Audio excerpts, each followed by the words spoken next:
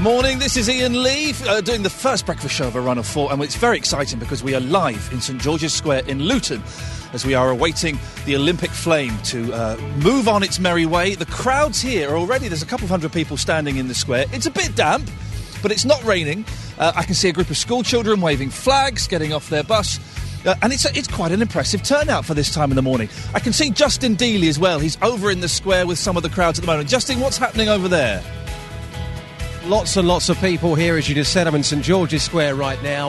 We're going to be trying to capture some of the atmosphere. And when you come back to me in just a second as well, I'll be speaking to some of the family members of the torchbearers. The torch-bearing bus, that was here from around 5 o'clock this morning. So when you come back to me very soon, I'll be live with some of those family members. He's right. I got here about 4:45 this morning, and there were a surprising number of people in the square wandering around, setting things up, getting everything ready for today. It was a very odd scene. And we are, of course, waiting for Lewis Hamilton to turn up. I can see on the stage we've had a steel band already, and now there are various bits and pieces happening. It's all very, very exciting here, very busy. So you'll be listening to me, Iain Lee, and our team of reporters throughout the morning here on BBC Three Counties Radio.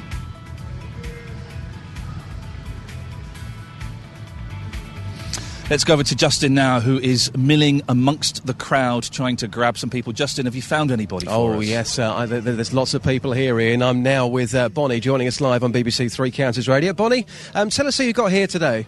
Rachel, Craig, Jamie, Callie, Katie, Georgia. And these kids have all got their school uniform on, so it's here first, then off to school. Because it is, I know it's a cliche, but this really is a once-in-a-lifetime, isn't it? Definitely. It's a great opportunity. And it's not just about Lewis Hamilton, it's about seeing that flame, isn't it? It sure is, yeah. Let's not forget some of the real stories as well. Rachel, you're joining us live on Three Counties as well. Sum up how you feel right now, because it's 6 minutes past 6 on a Monday morning in Luton. Pretty damp, but you're here, aren't you? I am, yeah. Well, it's a once-in-a-lifetime thing. Not going to get to see it again, really, I suppose, so... And Luton often gets bad press, we know that much, but today is a day to be proud of the town, isn't it, really? Oh, yeah, definitely. Yeah. Of course, yeah. Yep. Well, have a great day, guys. Thank you so much for your time. I'm now going to move over here to my left-hand side. You can see me running, Ian, which is not very good. Doing an excellent job, Justin. It looks beautiful. Look at that. It's like something out of the Olympic Games, the way I'm running. OK, I'm now going to move over here and speak to some people who know Stuart King. Stuart King is from Luton. Some of the torchbearers across the country haven't been from their hometown, but Stuart King, I can tell you, is 30 years old, and he is from Luton. Kevin, first of all, you nominated Stuart King. Tell us why you nominated him. He's just done lots of fantastic charity work for the Lymphoma Association and the British Heart Foundation, and he's done that over the last couple of years, and also he arranged a big charity cycle ride for us last year, Land's End to John O'Groats, 13 novice cyclists. Now, I read something online about a tandem. Now, what's this all about? Actually turned out to be a triple in the end. A triple tandem? No, so 3 people on a bike. It caused us loads of hassle, loads of breakdowns, but it gave us all a good laugh and raised loads of money. So he's somebody that you feel is an inspiration. He's raised thousands of pounds for charity off his own back. He deserves to be here today carrying the torch in his hometown. Yeah, definitely. There's lots to him as well. He runs a obesity specialist programme in Luton and Bedfordshire, so yeah, he really deserves it. The way I'm eating at the moment, I might be joining him on that course very soon. Neil's here as well. Neil, welcome to the programme. Now, you were laughing and joking earlier on, saying, well, if anybody's going to drop the torch, it's going to be him. Oh, yeah, definitely. He's one of the most clumsiest people I possibly know, especially he's got really big toes as well, so he'll just trip over himself. By the way, this programme is on the BBC iPlayer, so he will be hearing what you're saying about him. Just thought I'd let you know. But he is a great guy, and he's raised lots of money for charity. And again, you feel that today is the right place for him to be showing what he can do. Yeah, definitely. I think he's really nervous. You could tell normally he's quite outspoken and quite loud, but he's really gone into himself, so he must be really excited, but he's just nervous at the same time. So yeah, I think he'll really enjoy it. You can understand that, can't you? And finally, Mel's here as well. Mel, tell us the greatest thing about Stuart King, who is carrying the torch in his hometown. He is a really great guy, actually. So, yeah, that's probably the best thing about Stuart. And, he's a great local guy, sort of lived around Luton all his life. And we're all out, all his family and friends, to support him. So. And it's often the family and friends who are actually more nervous than the torchbearer. How do you feel right now? Yeah, I think we're all excited. It's really good. We saw his mum this morning, who I think is really nervous as well. But she's made a banner, so look out for it on the TV. Such a proud moment for everyone involved. Guys, thank you so much for your time. Have a great morning. Very, very early still in Luton. Thank you so much. So the friends there of Stuart King, 30 years old from Luton. And that's what I like about this, Iain, because a lot of the torchbearers that we have seen up and down the country haven't actually been from their hometown. So Stuart is a Lutonian. He's lived in Luton all of his life. He loves the town. And he's going to be here today carrying the torch. And it's a very proud moment for him, his friends and his family, of course. Justin, I'm disappointed that you didn't pursue the topic of his big toes. How big? If that's what he's famous for, how big? Hang on a second. Do you want me to go back? Yeah, investigate this. He's famous for having big toes. We need to see this, for goodness sakes. Hold on a second. Hold on a second. Photographic evidence. Guys, sorry about this. Who mentioned about his feet being big? Me. How big are the feet? Probably size 12, but he's quite a short guy, so it really kind of makes him look big. Okay, thanks for that. There's no way he's going to fall over carrying the torch. It's very exciting here. Even an old cynic like me is getting caught up in the atmosphere. And while Justin was talking there, I would say about another 100 people turned up in the square. We're in St George's Square in Luton. If you want to come down, there's lots of activities, lots of flags being waved, loads of kids have turned up. And it's not even 6:15. And already, it's very, very exciting. Now, we have had a fantastic weekend of torch relay action. From Bedford early yesterday morning to Luton in the evening, it was quite incredible how many people turned out to greet the flame.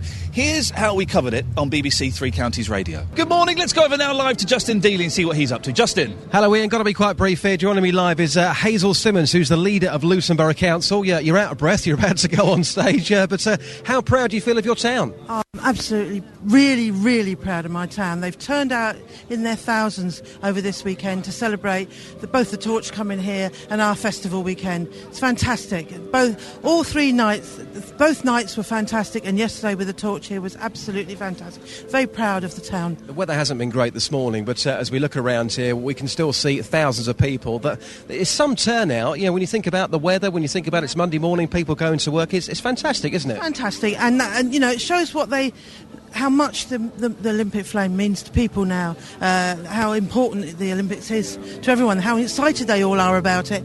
And we're really proud. They all turned out and for both nights of our weekend in their thousands, really impressed, in the rain, and it was a fantastic weekend, yeah. Now I've got to let you go, but you're about to go on stage and do a speech. What is this speech then?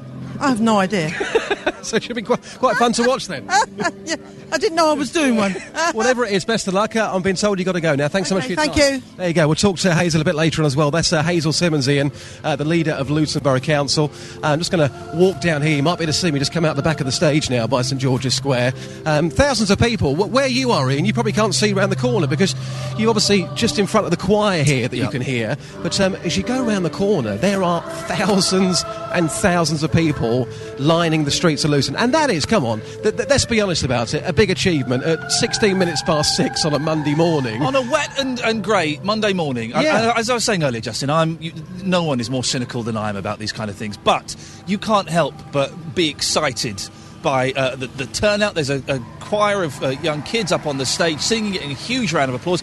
I can see 1, 2, 3, I think, amazing costumes. I've got no idea what they're going to be doing, but they're those huge carnival costumes. I don't think they'll fit on the stage. Where are these costumes? They're kind of to the left of the stage as you look at it. And oh, yes. So you mean. There's a big sort of light blue one, there's a big pink one with they look fantastic. If you want to come down to St George's Square and have a little look around, I thoroughly recommend it. It's the most bizarre sight at 20 past 6 in the morning. Justin, any sign of Lewis Hamilton? Not yet, but we can't exactly miss these people in their outfits, can we? If you bear with me for 1 second. I'll tell you what, I don't need a gym membership working for you, Iain, do I? You're sounding fit in every sense of the word, Justin. I don't think so. Let's see if we can grab a word here with somebody. I think they're being briefed right now, so bear with me just for 1 second while they're being briefed and we can find out about their outfits. I do like the way that you surprised Hazel by announcing she'd be making a speech. Yeah, well, she set him up doing some sort of speech. I've got no idea. She came down with her bags and she put them down. Then she got a bit panicked. She took the phone call. Those are the best kind of speeches. Absolutely. Listen, Justin, you see if you can get a word with those people in those fantastic costumes. And while you're doing that, we're going to get the latest weather now with Chris. Thank you very much for that. Justin is with those people in those fantastic costumes. Justin, what on earth are they doing? Well, do you know what, Iain? They are Well, these costumes are very high. I'd say I would say they're about a good 12 foot in the air, and my favourite colours as well, orange, blue and white, the colours of a certain Luton Town Football Club, the mighty Luton Town Football Club. With me now is somebody who's in one of these costumes. Introduce yourself, madam, who are you? I'm Maureen Scarlett. I'm with the Carnival Crossroads Eastbound project. And we've just been talking briefly about what you're wearing, but obviously this is radio so we can't see it. Describe to our listeners what is around your neck and what is attached to your body. Well, we were part of a hub from Luton representing diversity, so our colours actually represent Luton Town Football Club, which is very convenient for you. Suddenly become my best friend. But, yes. But this costume, tell us how long it took to make. It took about 2 or 3 months to actually make the costume. It's all made by hand. All the feathers are put on individually by a team.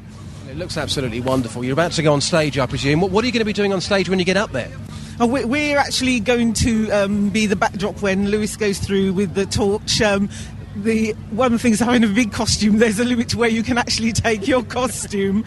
So we'll be dancing around when the torch is actually going through. And it's not every day Lewis Hamilton comes to your hometown. How excited are you? He's a pretty handsome man, isn't he, Lewis Hamilton? Yes, indeed. I was told by several colleagues to personally introduce myself and give a name and say, somebody's looking out for you.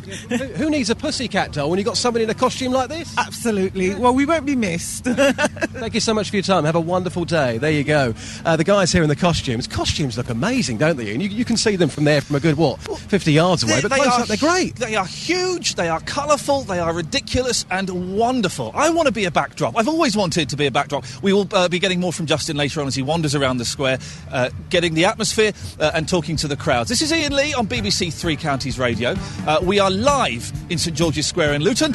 More from here after Billy Joel and My Life. Good morning, this is Iain Lee live on BBC Three Counties Radio. We are coming to you live from St George's Square in Luton, where we are waiting for the Olympic torch to begin its run for the day. Is it a run? It's a gentle canter, I think, perhaps. You try running with one of those torches. At some point, Lewis Hamilton will be here in the square. In the square itself, you can possibly hear there are a few hundred people already cheering. We've just had a young lad on the stage doing some drumming.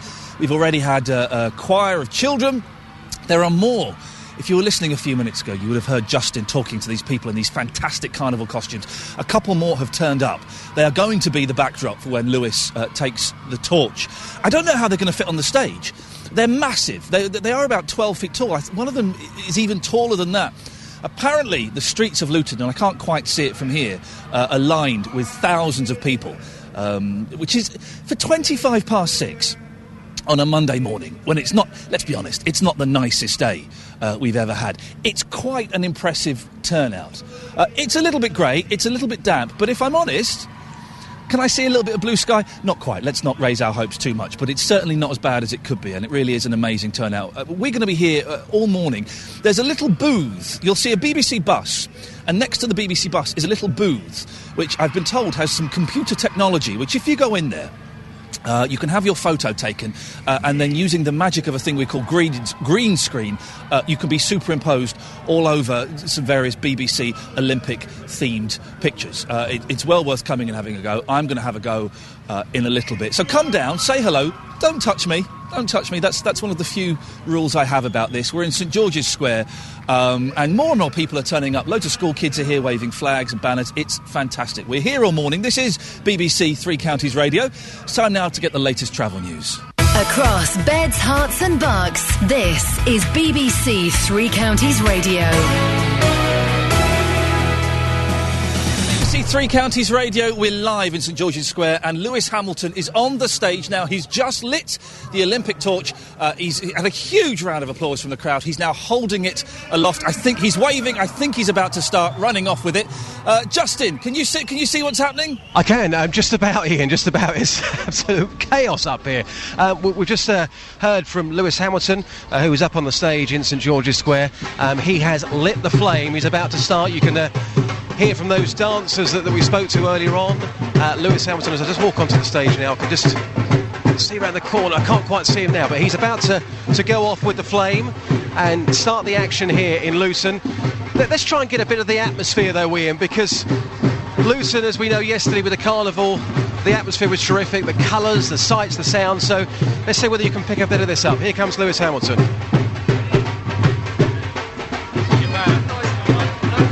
Hey Lewis, how you feeling? We're going to have a word with Lewis a bit later on, just after 7 o'clock, but he's now officially started. The flame has been lit. Photographers, TV crews absolutely everywhere. He's left the stage in St George's Square and he's now about to go and do his 300 yards through the town centre. All you can see is thousands of people here with their phones out, with their cameras out. Everyone wants to see Lewis Hamilton, and of course it would have been an even better story had he have won the British Grand Prix yesterday. Sadly he didn't, but of course Lewis, with his local connections, he's from Stevenage. I'm sure he would have been in Stevenage yesterday had the Grand Prix not have been there, but of course he's here today in Luton, and at around 6:35 in the morning, Iain, thousands of people are lining the streets in Luton. It's a once-in-a-lifetime opportunity. We keep on saying that, but it's absolutely true. It's the town's chance again to shine. And around 20 yards in front of me, I can see Lewis Hamilton with the flame. He's holding that aloft right now, and people just taking their photographs. All you can see is flash, flash, flash. That's all you can see here. We are going to be talking to Lewis Hamilton after 7 o'clock this morning. We're going to be talking to him. He's now running off, and as he runs, the crowd are running with him. And if you bear with me, I'll try and get myself into the crowd and speak to a few people as well. So just bear with me for a second as I try and get myself out of here. Excuse me, guys, I'm going to squeeze through. Thank you very much. I'm wearing this crazy backpack that's been given to me by the BBC, which is absolutely huge. Who's this? Madam, sorry to bother you. You're live on Three Counties Radio. What's your name? Jen Devaney. Thanks so much for your time. Just seen Lewis Hamilton. How proud do you feel about Luton? Oh, really proud. Good year for England, yeah. That's great, yeah. And seeing Lewis Hamilton, such a superstar, here in Luton, walking the streets of the town centre, it's quite a weird feeling, isn't it? It is, yeah. Oh no, we've got lots of superstars in Luton. Yeah. Absolutely. Thanks for your time. I'm going to go along here a bit more. Hello, how are you, Mick? Welcome to the programme. You're live on Three Counties. Seeing Lewis here today, how was that for you? Absolutely fantastic. Yeah, it was brilliant yesterday evening watching the torch come into Luton, and then this morning seeing the crowd turn out and seeing Lewis. Absolutely brilliant. It's just what the town needs, isn't it? Because we know that there's often negative press, but today it's about being proud of Luton. Yeah, watching people just streaming in through the streets this morning just before 6:30 is absolutely fantastic. People have made a real effort to get out and see this, and hats off to them. Fantastic job. So thanks for your time, Mick. That's Mick, and just one more person as well. Let's go along the crowd here, see who we can find. I'm now walking into the town, which is where Lewis Hamilton. Justin, let me interrupt for a second. Sorry, because I have to break in, because I think we're going to go to Luke Ashmead. Luke, whereabouts are you? Iain, thanks very much. I'm just up near Carphone Warehouse and the Nat West in the centre of Luton. A very good view of Lewis Hamilton, 27-year-old Lewis Hamilton, of course born in Stevenage, and he's just about to hand the torch over. Lewis starting his career in karting, of course. It seems a long way away since Lewis Hamilton was racing in a kart. Progressed to Renault, Formula 3 and GP2. Started his F1 life in 2007, so not a massive career so far. He's won 18 Grand Prix races and, of course, became world champion in 2008. Right outside the NatWest in the centre of Luton now, handing the flame to Holly Baxter. Holly was born with Rubinstein-Taybi syndrome, and Holly will be doing this leg in a wheelchair. She started to walk at the age of 5, and then her right patella dislocated. At the age of 11, she was wheelchair-bound and has remained in a wheelchair for life and will remain. Her nomination story says that she's an amazing young girl who never complains and puts a smile on everyone's face. And Lewis Hamilton has handed the torch. The kissing point, as we refer to it, has taken place. And now Holly Baxter from Luton, carrying the flame in the centre of Luton, and the crowds 3 or 4 deep all the way up as we head up the hill past Barclays, and I can see Debenhams, of course, on my right-hand side. Wonderful view here from Media One. We heard Jenna Benson yesterday throughout Bedfordshire and Hertfordshire. And now Holly Baxter is being helped up a relatively steep hill here. The police outriders quite close to her, just coming past now. Holly, 17 years old. What a thrill for a Luton girl to be carrying the flame in Luton. There's an area here, of course, where it's difficult for spectators to actually come. And a slightly quieter area here, I think, where spectators have been kept away, and we're going to head out very, very shortly onto the main road.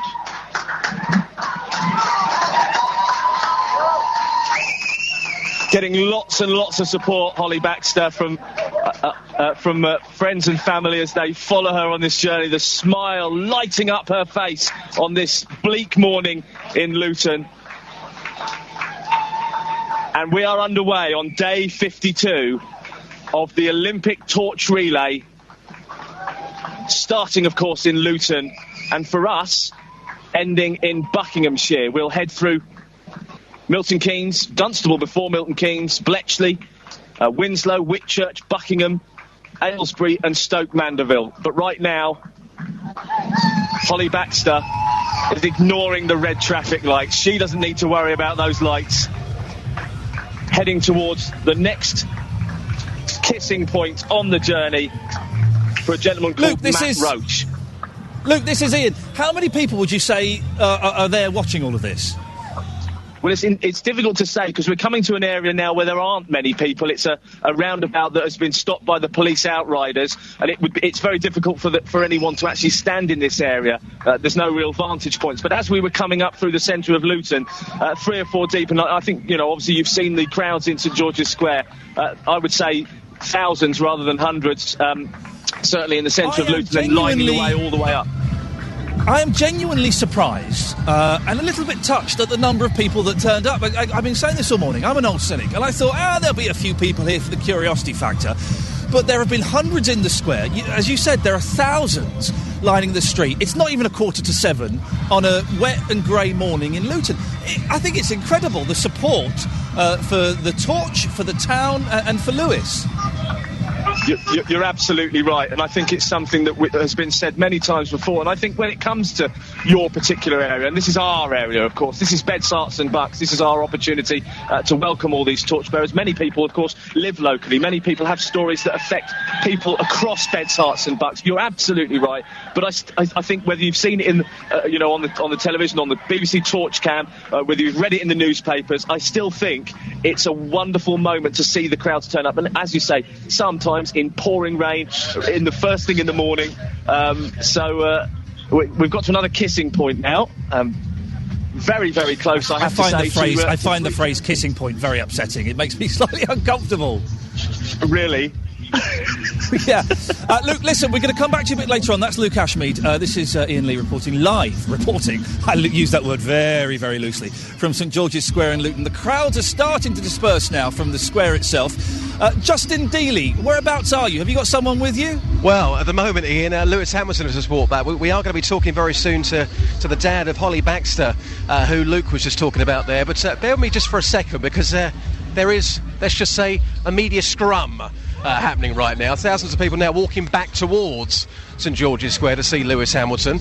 Again, have all got their cameras out. Speak to this man here. I take it you're a big Lewis Hamilton fan. You're live in 3 counties? Yeah, I love Lewis Hamilton. Ever since he won the World Championship, I've just been a big fan of him. And you are standing literally about 20 yards away from him. How does that make you feel? Oh, amazing. I just touched his hand twice. I was at the top of the street and then I had to run down and then I got his hand again, but he's a really nice guy. You're never going to wash again, are you? Never. What a joy it's been for you today. Oh, it's been amazing. I got up at 5:15 and ran all the way here from about 5 miles down the road, so yeah, it's a bit of a commitment. So yeah. We've got one more commitment for me. Can you just open this railing so I can go and try and have a chat with Lewis Hamilton? Going to try and get through, Iain. So it's interesting. You've heard some of the views there from that person. Such a massive fan of Lewis Hamilton. He's touched him twice. He's touched him twice in one day. So bear with me for literally 30 seconds. I'm going to try and run myself across now and see whether we can grab a word with Lewis live. We are going to be talking to him after 7 o'clock, I believe, anyway. So hopefully he'll be joining us live after 7 o'clock on 3 Counties. But we need to try and squeeze through and see whether we can grab a word with him now and see what's going on. So you can probably see me right now. Iain, up onto the stage here in St George's Square. Of course, the torch has moved on. Lewis Hamilton, he was the first person, so wandering around, yes. You can probably see me at the with front. That massive aerial. There we go. BBC Health and Safety, right. Let's see what's going on here. Let's see if we can get in. If you come down to St George's Square, then you'll see that Justin is a very good-looking man, young ladies. And, don't go too far, right. To have a look at him. Just going to see if we can move in for a second. So yeah, here is Mr. Hamilton right now talking to a few of the people. Been told to move around the back. As I say, he is going to be joining us, we believe, after 7 o'clock this morning. So he's just talking right now to as some of the organisers. So, Ian, I think we're going to leave it there for the time being. Should we take the travel, or do you think you can be able to get a word with Lewis now? I think if you take the travel right now, because there is a scrum going on. All right. So take the travel and come back to me very soon. Thank you, Justin. We will hopefully have Lewis Hamilton on very soon. But first, let's get the latest travel news. Across beds, hearts and bucks, this is BBC Three Counties Radio. St George's Square in Luton. Let's go over to Justin Dealey, who's very near to Lewis Hamilton. I've got a whisper right now, Ian, because we're next in the queue. It's like waiting at a sweet shop, waiting for your favourite sweet. So if you come back to me in about 30 seconds, some of our colleagues at the BBC TV are currently interviewing Lewis, so come back to me in literally 30 seconds. Look out for me, Ian. I'm going to put my arm in the air, and that's when you can come back to me, OK?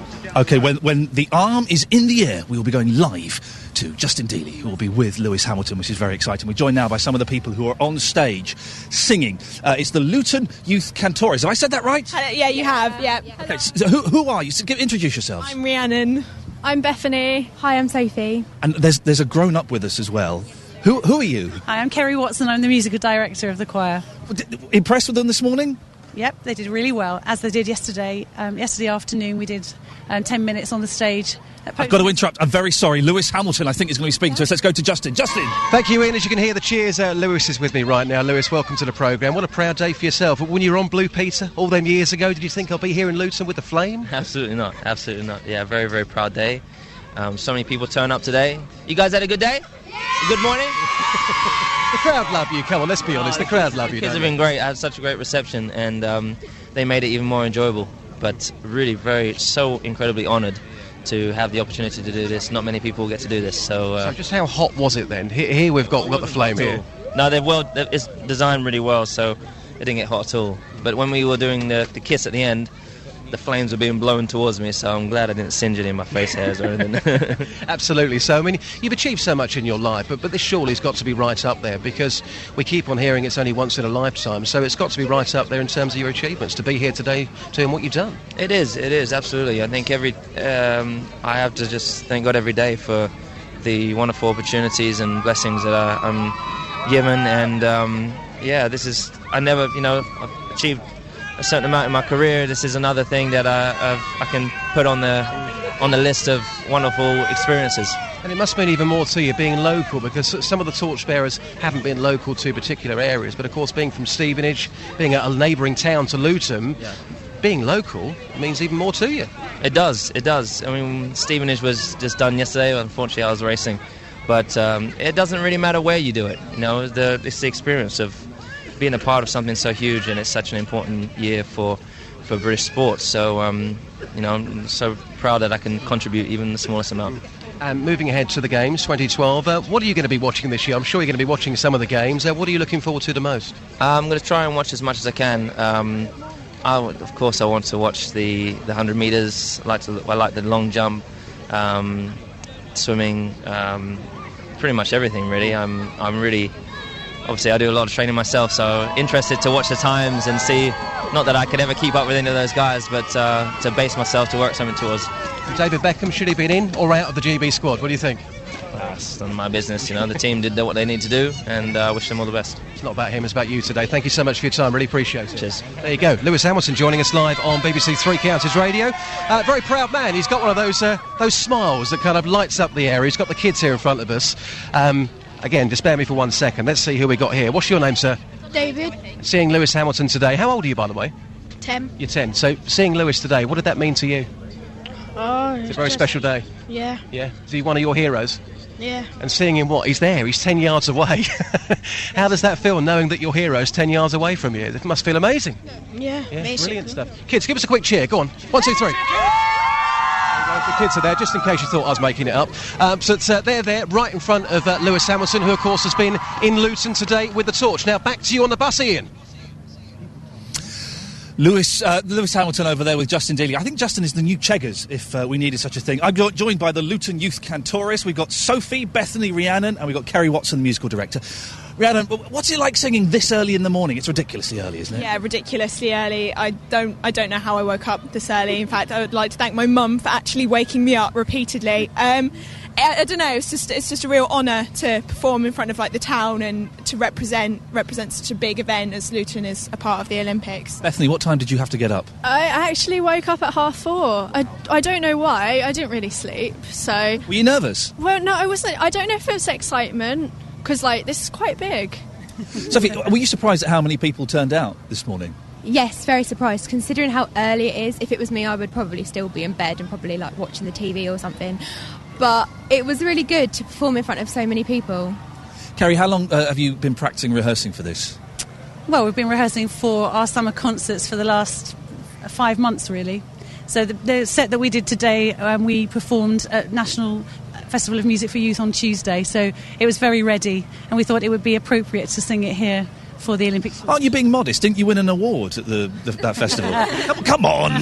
Yes, we did. We won a Senior Choirs Award on Tuesday. Yay! Well done, Rhiannon. Did you enjoy it? Did you have fun? Yeah, it was a really good day. I mean, we went shopping sort of in the break in the middle. Oh, sorry. The boss is saying, no, come on, that's not what it's about. Musical event, and that's all we did. We just sang the whole way there, whole way back. No, it was just a really good experience, especially as some of the girls got to sort of bond with each other, and I don't know, we've got like new friendship groups they're forming. And how long have you been part of the Luton Youth Cantoras? I think about 2 or 3 years now. 2 or 3 years.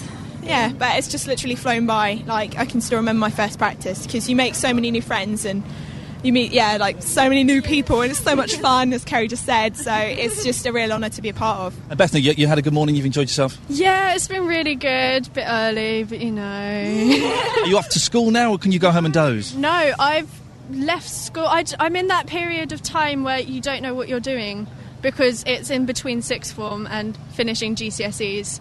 So I'm not really doing anything. I'm 39 and I'm still in that period of time of not really knowing what I'm doing. It doesn't it doesn't change. Yeah, well, cool.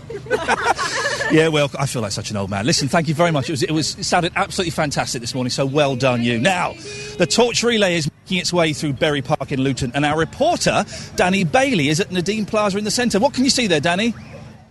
Hello, there is quite a crowd building up, and we've got the Horsebox Media One coming towards us. It's really exciting. I'm standing with the runner Charlotte Ellis. Her best friend is here, Amy. Hello. Hi. Now, how much does this mean to Charlotte? It means loads. She's been looking forward to it for months. And how long has she been... She does canoeing, doesn't she? Yeah. And how long has she been doing it for? She's been doing it for about 7 years. And I hear she's gone to national competitions. Yeah, she's been to 2 international GB events. Fantastic. Yeah. And you know her? Through canoeing. So how long have you been canoeing for? I've been canoeing for 5 years. Yeah. And you're going to the games? Yeah, I'm going to go watch the canoeing, and then hopefully going to go see some other stuff, but I'm not sure yet. Fantastic. Well, I'll let you get back to watching your best friend. See ya. Well, the trucks have just parked up just ahead of us, and hopefully, we can see the flame. They're now starting to move towards us. There's lots of people gathered on the plaza end. It seems like quite a hot spot. There are tons of people here from Leighton Buzzard Canoeing Club, and they are all running as Charlotte runs. I can see her now. I'm going to try and get my phone out. There's lots of whooping and cheering going on. It's fantastic. She's beaming. The flame looks lovely and warm on this fairly cold morning. The Moment to Shine bus is following up in the background. I'm just going to take a Danny, photo this is of Iain Charlotte. in St George's Square. Danny, I'm just going to cut in if I can, because I think we're going to throw now to Luke. Luke, whereabouts are you now? Well, just literally, I could see Danny, and we're having a little wave to each other, Iain, in Berry Park. Wonderful to head through here. The crowds aren't as big as they were in the centre of Luton, of course. Nobody really lining the street as such. 1 or 2 people dotted along through Berry Park. So perhaps Berry Park not welcoming the torch as much as the rest of Luton this morning. Charlotte Ellis has got the torch alone. 18-year-old Charlotte from Bedfordshire, carrying the flame, of course, through Luton. She was nominated by her grandparents. She's a keen canoeist, trains 5 or 6 times a week. She's reached a decent standard as well, Iain, training in the UK development squad, which for anyone that doesn't know, the development squad in most sports is the squad just below the national sides, and then of course Team GB. Charlotte looked after her mother and the house whilst also studying for her GCSEs, and had to have 3 major operations in 12 months. Nominated by her grandparents. One thing that I will say, Iain, that it's consistent with all the torchbearers so far today, and I would imagine right across the country, is that big beaming smile right across their face. Also, the organisation, as far as LOCOG, from the experience that I've had over the last 3 days, has been pinpoint. Really well organised. You'll hear that the torch is running behind, and somehow they make it up. Yesterday was a bit of an exception. It was 10 minutes late, and I would imagine there were people scratching their heads at that, but it didn't make any difference to everyone involved. Another kissing point here, and the next torchbearer lights the flame, and he's got a slightly uphill leg. Luke, one of the things that's impressed me is that there are so many interesting and touching stories about the torch bearers. You know, that a lot of these, well, all of these people, deserve this moment of glory, don't they? No, you're absolutely right, and most of them, and I've been out, Ian, to speak to quite a few of the torchbearers, and we'll hear some of that audio throughout the programmes on Three Counties today. When I ask them the question, or I put to them, the person who nominated you thinks you're an inspiration. They feel that you deserve this. They I wouldn't say clam up. They're not really interested in talking about themselves. They'll tell their story, but the praise that they get, they're not really that interested in it. This, I feel, is an opportunity for those unsung heroes in so many avenues and areas across Beds, Herts and Bucks that do brilliant work in whatever way, shape or form. It's the opportunity for the people that they touch and affect, their family, their friends and the wider community, to just say thank you. This is the biggest thank you can have, I think. It's nice just to get a little bit of recognition for all the things they do. Luke, have you managed to hold one of these torches yet? I've not got my hands on one. I want to know how heavy they are.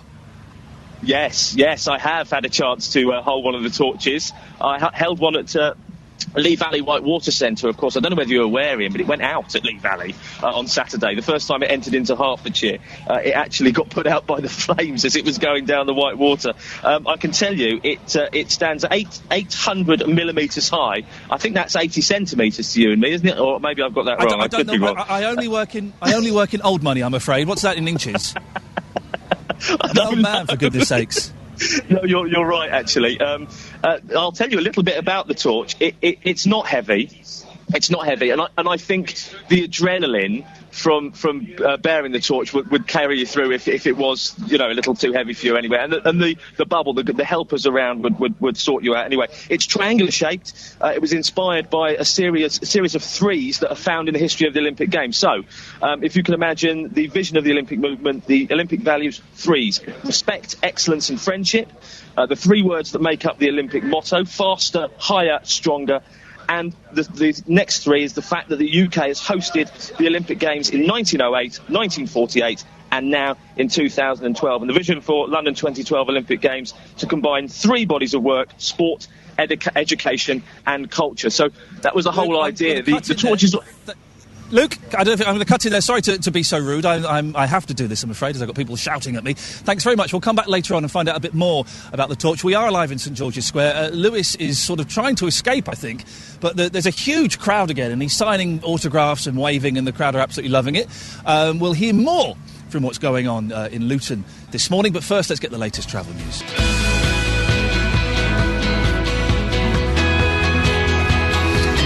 Live in St George's Square in Luton. We're celebrating the torch. We'll get more from what's happening here after the latest news.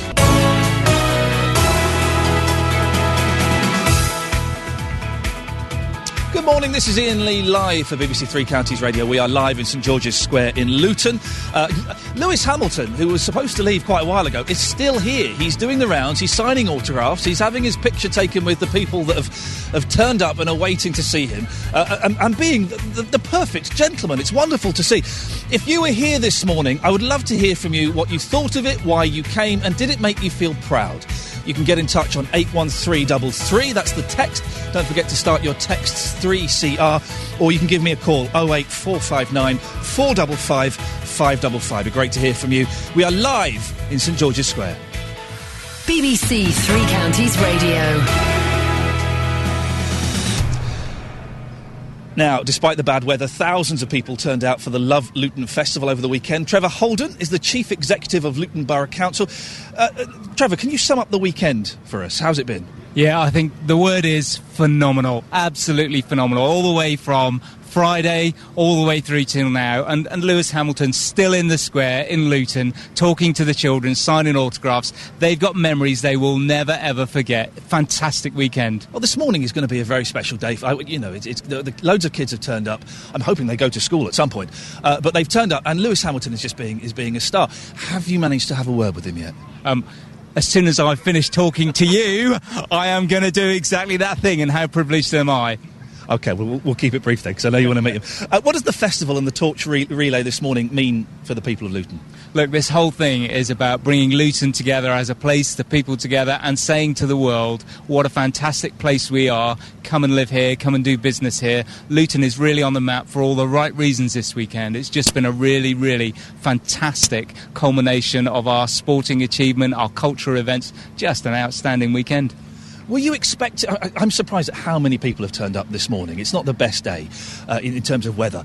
But are you surprised? Were you expecting this many people? Well, we got a wind last week of who might be coming, and it was kind of all kept under wraps. We just wanted to tell people. And as soon as the word got out, the response was outrageous. And there must have been lots and lots of young children with bleary-eyed getting up very, very early this morning.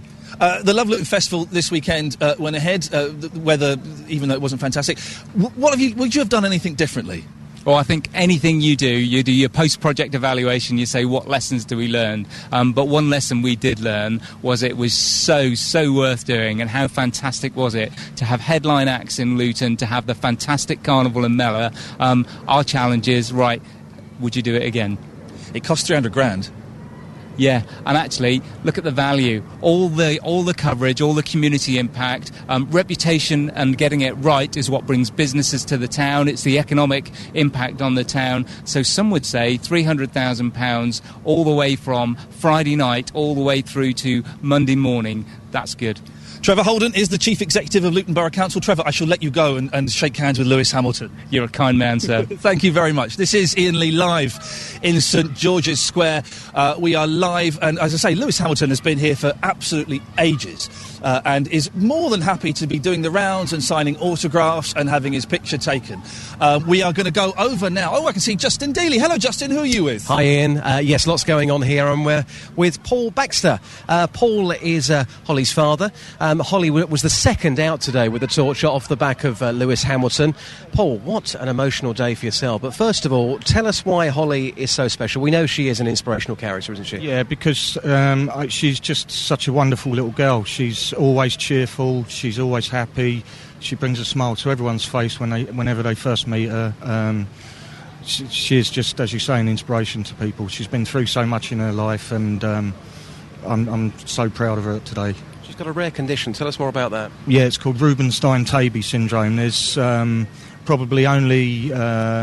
it's 1 in every 300,000 children are born with it. It's a rare genetic disorder. So she was second out today behind Lewis Hamilton. So when she had that torch in her hand and she was carrying that torch, as a father, a few tears, it must have been very, very emotional for you. Yeah, it was extremely emotional. I was so proud of her, and I was just so happy that she did it, and it was just a wonderful, wonderful experience and something she'll never forget. Of course, she is from Luton as well. And just lastly, the photographs. I know you've got your camera with you. What do you plan to do with those photographs? Yeah, well, I've taken a lot of shots myself, but I'm getting a professional photographer down as well. He's taken a lot of shots, and we're going to have some more done in St George's Square. I'm going to donate a few to Holly's old school, Ladies E. Werner School, and to her existing college. And hopefully they'll put them up, and it will be a reminder for everybody and an inspiration to everybody who goes there in the future. Yes or no? Best day of your life? Almost the best day of my life. Best day of my life was when she was born. Fantastic. Thanks so much for your time. Really appreciate it. Thank you. That's Paul Baxter joining us live on Three Counties. Iain, bear with me for a second. Give me 15 seconds. I'm going to start running. You called me Cheggers earlier on. How very dare you? Cheggers is a fine gentleman, sir. Yes, You look fantastic striding across the square. Yes, thank you very much. Just going to walk over here and see what's going on. Your chest hair are flapping. Only know me 2 weeks and you know me so well. So, yeah, Lewis Hamilton's still over there. And it's got to be said that there's still hundreds of people here waiting for photographs of Lewis Hamilton. I was going to speak to somebody at the front right now, if we can grab somebody who is a mad Lewis Hamilton fan. Madam, you're who's a mad Lewis Hamilton fan here? What's your name? Shilbrina. And being here today so early in the morning, conditions not great, but seeing Lewis Hamilton a few yards away from you, come on, how does that make you feel? Oh, it was amazing. I even got a picture. Ooh. Really? Yeah. One of your heroes? Definitely. Brilliant stuff. Have a great day. So still hundreds of people here seeing Lewis Hamilton. People now taking photographs of me. Delete those, by the way. I'm a bit sweaty this morning with the hair, running around everywhere. But yeah, still hundreds of people there, Ian, and Lewis Hamilton doing the gentlemanly thing. It's great to see that. Sometimes celebrities, they come in and they go out in their car very quickly. There is the man himself, the superstar, still there with the people of Luton. Brilliant. I could tell you some stories about celebrities, Justin, but I do not think that a BBC Breakfast show is the appropriate place for that kind of gossip. We are here live in St George's Square. There is still a big crowd. If you come down, we have a little booth next to the BBC broadcasting bus. It's all labelled up with the BBC. And if you go in there, they can take pictures of you and superimpose you over various Olympic-themed backgrounds. So come down and have a little go at that. I can see a queue. Hello, you're all right. Good morning. I've got some young people waving at me, which is always very exciting. Luke Ashmead, whereabouts are you, sir? It's a very good question. We are on Dunstable Road. We've just got past the turn for... yes, we've just gone past the turn for Chorley End Road. Stu King is the gentleman with the torch at the moment. Luton boy carrying the flame through Luton, heading towards Dunstable. And I have to say, there were moments during the relay so far where there were very few people lining the streets, and I almost felt a little bit sorry for the torchbearer. There were no crowds cheering, but at this point, near the speed camera, as we approach the M1 and go underneath the M1, there is plenty of people, 2 or 3 deep in a little section. Of course, it's quite difficult here because there's not too many areas to spectate from, but plenty of people looking at Stu King. Stu's an inspirational, down-to-earth guy, says his nomination story. He's done all kinds of stuff, including setting up and leading social enterprise in Bedfordshire, and he climbed Mount Everest for the British Heart Foundation, so it's definitely another worthy torchbearer. There are little pockets, though, I have to say, as I said, Ian, little pockets where the people are very thin on the ground, and I do feel for that torchbearer at that point. I'm sure they're enjoying it nonetheless, but there are moments where the torchbearer looks and probably feels a little solitary. Well, I'm hoping that everybody's going off to work, for goodness sakes. Look, I'm going to come over here and grab a young man, if that's all right. Look, there's somebody over here. Good morning, sir. What's your name? Ash. Ash, how old are you? 6. 6 years old. How long have you been here this morning? What time did you get here? 2 hours, and I got here. Was it hard work getting up so early? Yeah. Did you come down to see Lewis Hamilton? Yeah. Was it exciting seeing him? Yeah. Did you get any autographs or photos? Yes. Have you got an autograph? Oh, look at that! He signed that. Fantastic. Were you nervous meeting him? No. You a big fan of motor racing? Yeah. Is this Mum? It is, yes. Has he been excited? He seems to be having a good morning. Yes, very excited. I'm surprised that Lewis Hamilton is still here, hanging out and getting his photo done. That's kind of impressive, isn't it? Yeah. I'm also surprised at how many people have turned up. This is... was it an effort to get up this morning? No, not too bad. Listen, you're about to have your picture taken in the BBC booth. Go and have it done. Thank you very, very much indeed. There is still a crowd here. If you want to come down, you're more than welcome. Lewis Hamilton is here. I've got no idea how long he's going to be here for. He seems to be quite happy just going around the crowd, having his picture taken, signing bits and pieces, doing a few interviews here and there. We have got this booth next to the BBC broadcast truck. That's the technical term for what is basically... It's a grotty bus that Justin Dealey goes in and changes his jacket every few minutes. Justin shouting at me there. But there is this booth next to it where you can have your photo taken and you can be superimposed over some Olympic-themed background, which is very exciting. Will be a nice souvenir of the day. And if you've been here this morning, if you've been here and you've soaked up the atmosphere, then do give me a call. 08459 455 555. 08459 455 555. I'm really keen to hear your stories. Luke Ashmead, what's happening now?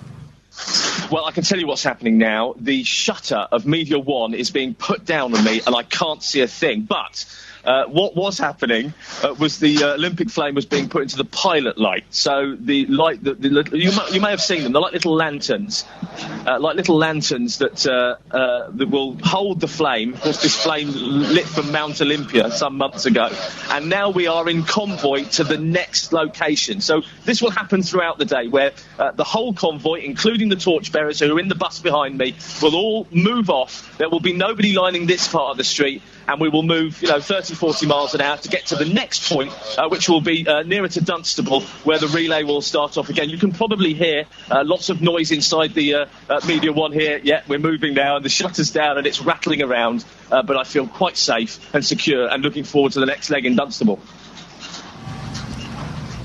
Luke, listen, thank you very much for that. This is BBC Three Counties Radio. Time to get the latest travel news now. Three Counties Breakfast. BBC Three Counties Radio. Good morning, this is Iain Lee live in St George's Square for BBC Three Counties Radio. Lewis Hamilton has gone. He's finally left after being here for ages, and he's away, and the square is starting to clear. If you want to come down, there is a booth here where you can get some nice pictures done. You can come and say hello to us. Don't touch me, but you can come and say hello. If you were here this morning, or if you took part in any of the Luton activities this weekend, give us a call, 08459 455 555. I'm keen to hear your stories. Has this weekend made you proud of Luton? Did it kind of stir up some feelings that you were lying dormant? Did you have a good time? If you were here this morning as well, did you get to speak to Luton? To Lewis, 08459 455 555. You can also send me a text, 81333. Start your text 3CR. Now, the torch did arrive in Luton last night, and one of those who ran one of the local legs of the relay was a Nigerian who lives in Dunstable. Babitunde Ajisola has a passion for Luton Town, as he told our sports reporter, Luke Ashmead. My name is Babatunde Ajisola. I came into the UK September 2006 to study for my master's degree in applied computing and information technology at the University of Bedfordshire in Luton. Was that a difficult decision to make, to leave home in Nigeria and come to the UK? Pretty much. It was a bit difficult because I have no family members here. But basically, I'm looking to better myself. Having done my first degree back home, I just need to take another giant step to better myself and do my master's degree. I love the fact that before we started talking on the microphone, the first thing you wanted to talk about was the fact that as a sports presenter here at Three Counties Radio, I don't talk enough about Dunstable. So you've got a love of football as well. You've taken the local football and want to be part of it. Yes. I'm a qualified referee. So did you qualify to be a referee in the UK? No, in Nigeria. Right. Well, back in Nigeria, I was a grade 1 referee in Nigeria before moving over to UK to study for my master's, as I said earlier. So basically, as soon as I got in, I looked at my surroundings. I saw the local football clubs, most especially after registering with the Bedfordshire FA. I know, aside Luton Town, which I must say, in quotes, it's one of the reasons why I actually came to Luton, because there's a local football club very close by which I can go to. So yeah. As well as refereeing, you've helped organise Redeem FC Under 12. So tell us about this. Yes, Redeem Christian Church of God that's the church where I worship.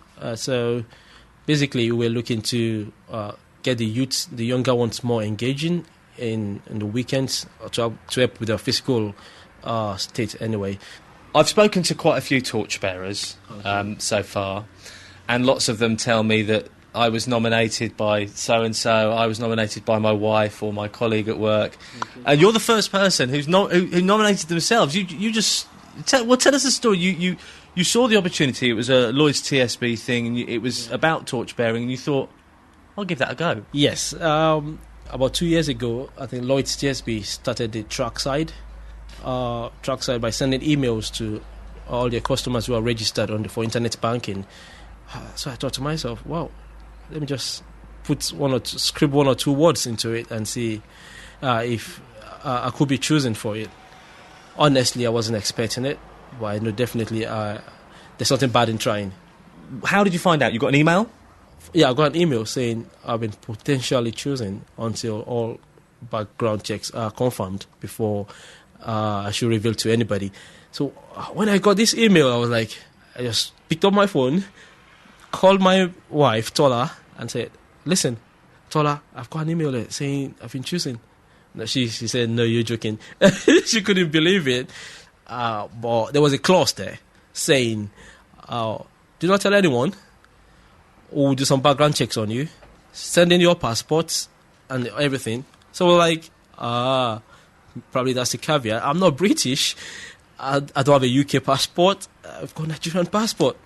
March this year, it was confirmed that, we've done all the checks. congratulations, you're a torchbearer, it's been confirmed. I remember screaming out. I walked then. I said, what happened? I said, I've been confirmed. Confirmed as what?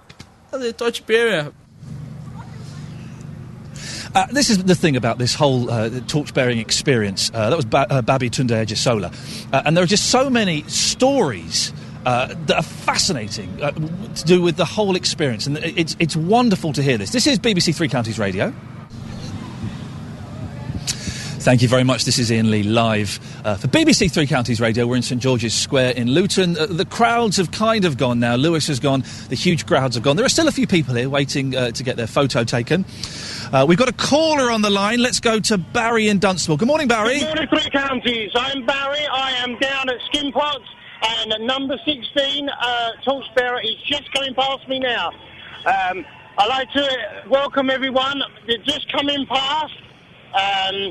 Outside Tesco's.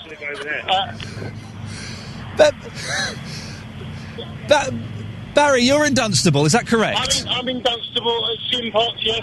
The flame has just gone past me. Are you auditioning for a job? Well, if you want to offer me a job, I can take it. Right. I don't, but you're doing an excellent job of reporting. Carry on, sir. We are now just gone. It's now just gone past Tesco's. The road is now completely open up. Now the road is completely open up. You can now go up Hatters Way, Skimpots, Pointers Road. The flame is now on its way to Luton, from Luton to Dunstable. And I wish you all the luck and Barry, the best. Yep.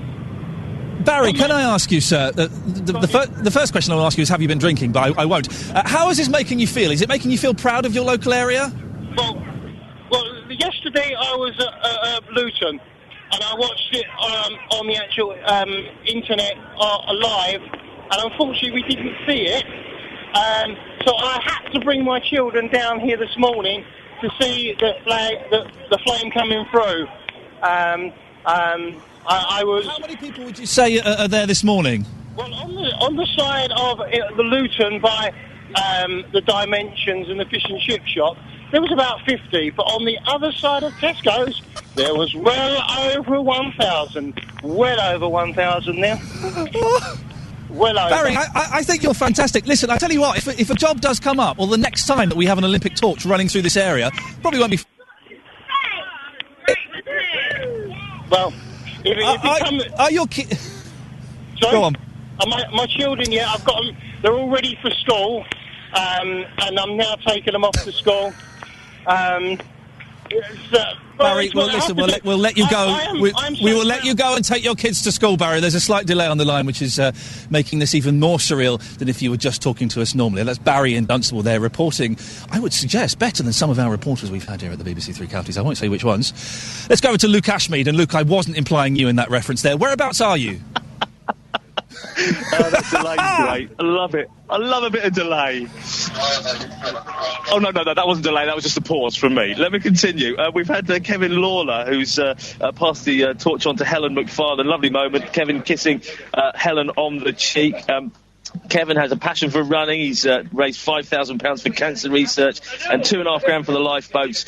Great nomination story. Helen, who's just handed the torch over, has for 11 years, her nomination story says, made fantastic local community contributions. And we hear this all the time, don't we? Great scenes along Luton Dunstable Road. We've just gone past Tesco's, as you've heard from Barry, our impromptu reporter here on Three Counties this morning. Some lovely scenes, people with camping chairs that have obviously just sat out there first thing in the morning, presumably outside their houses, of course.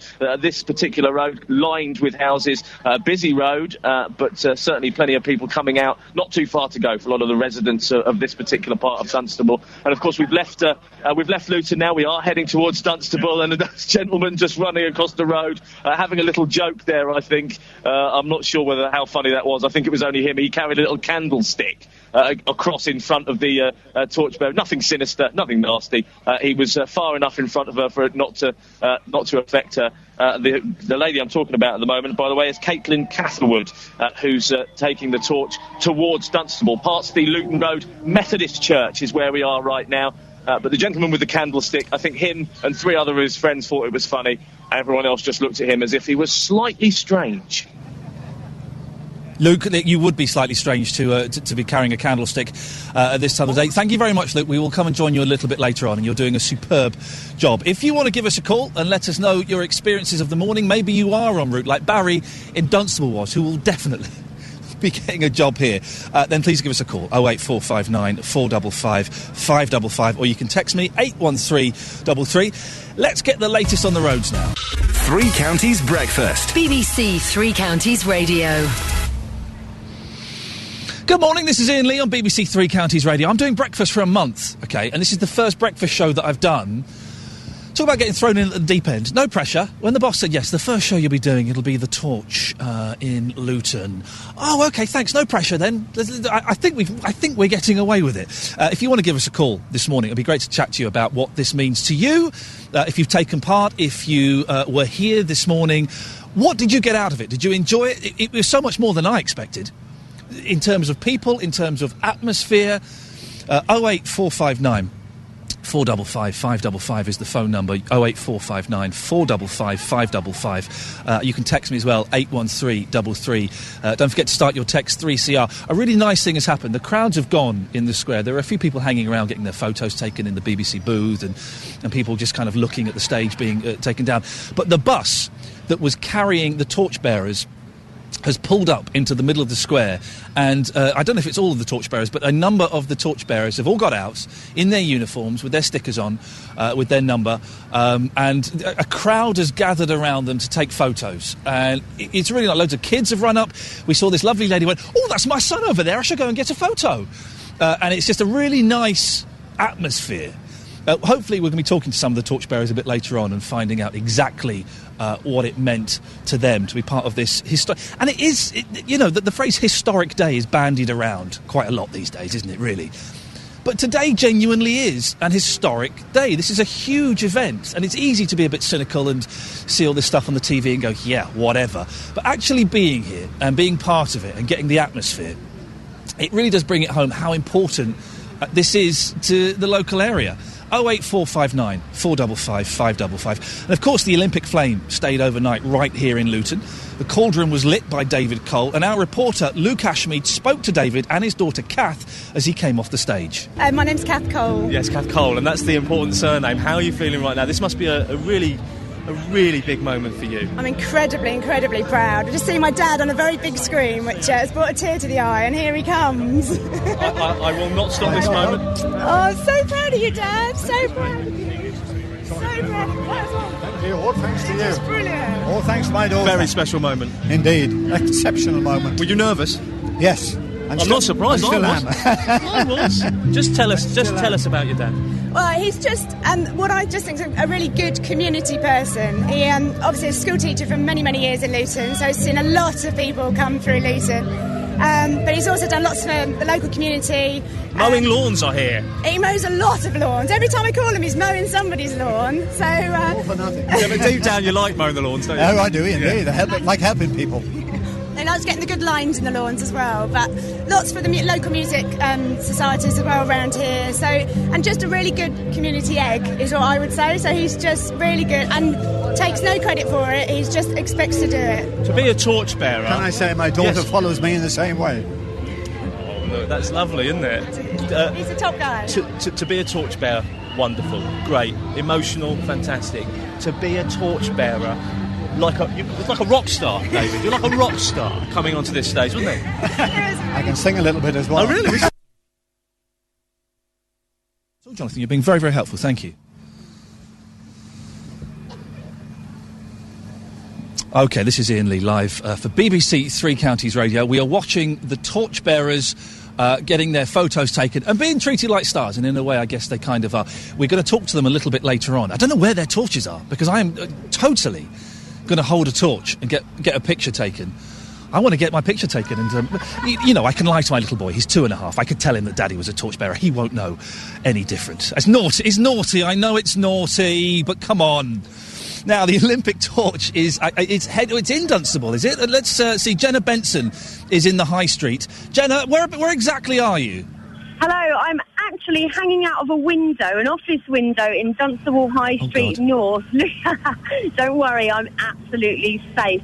I'm just looking down the High Street where the BBC Health and Safety... BBC Health and Safety will not sign this off, Jenna. Okay, Don't worry. I'm holding on tight. Now, the crowds have been gathering here since 6 o'clock this morning, everyone eager to get a glimpse of the torch.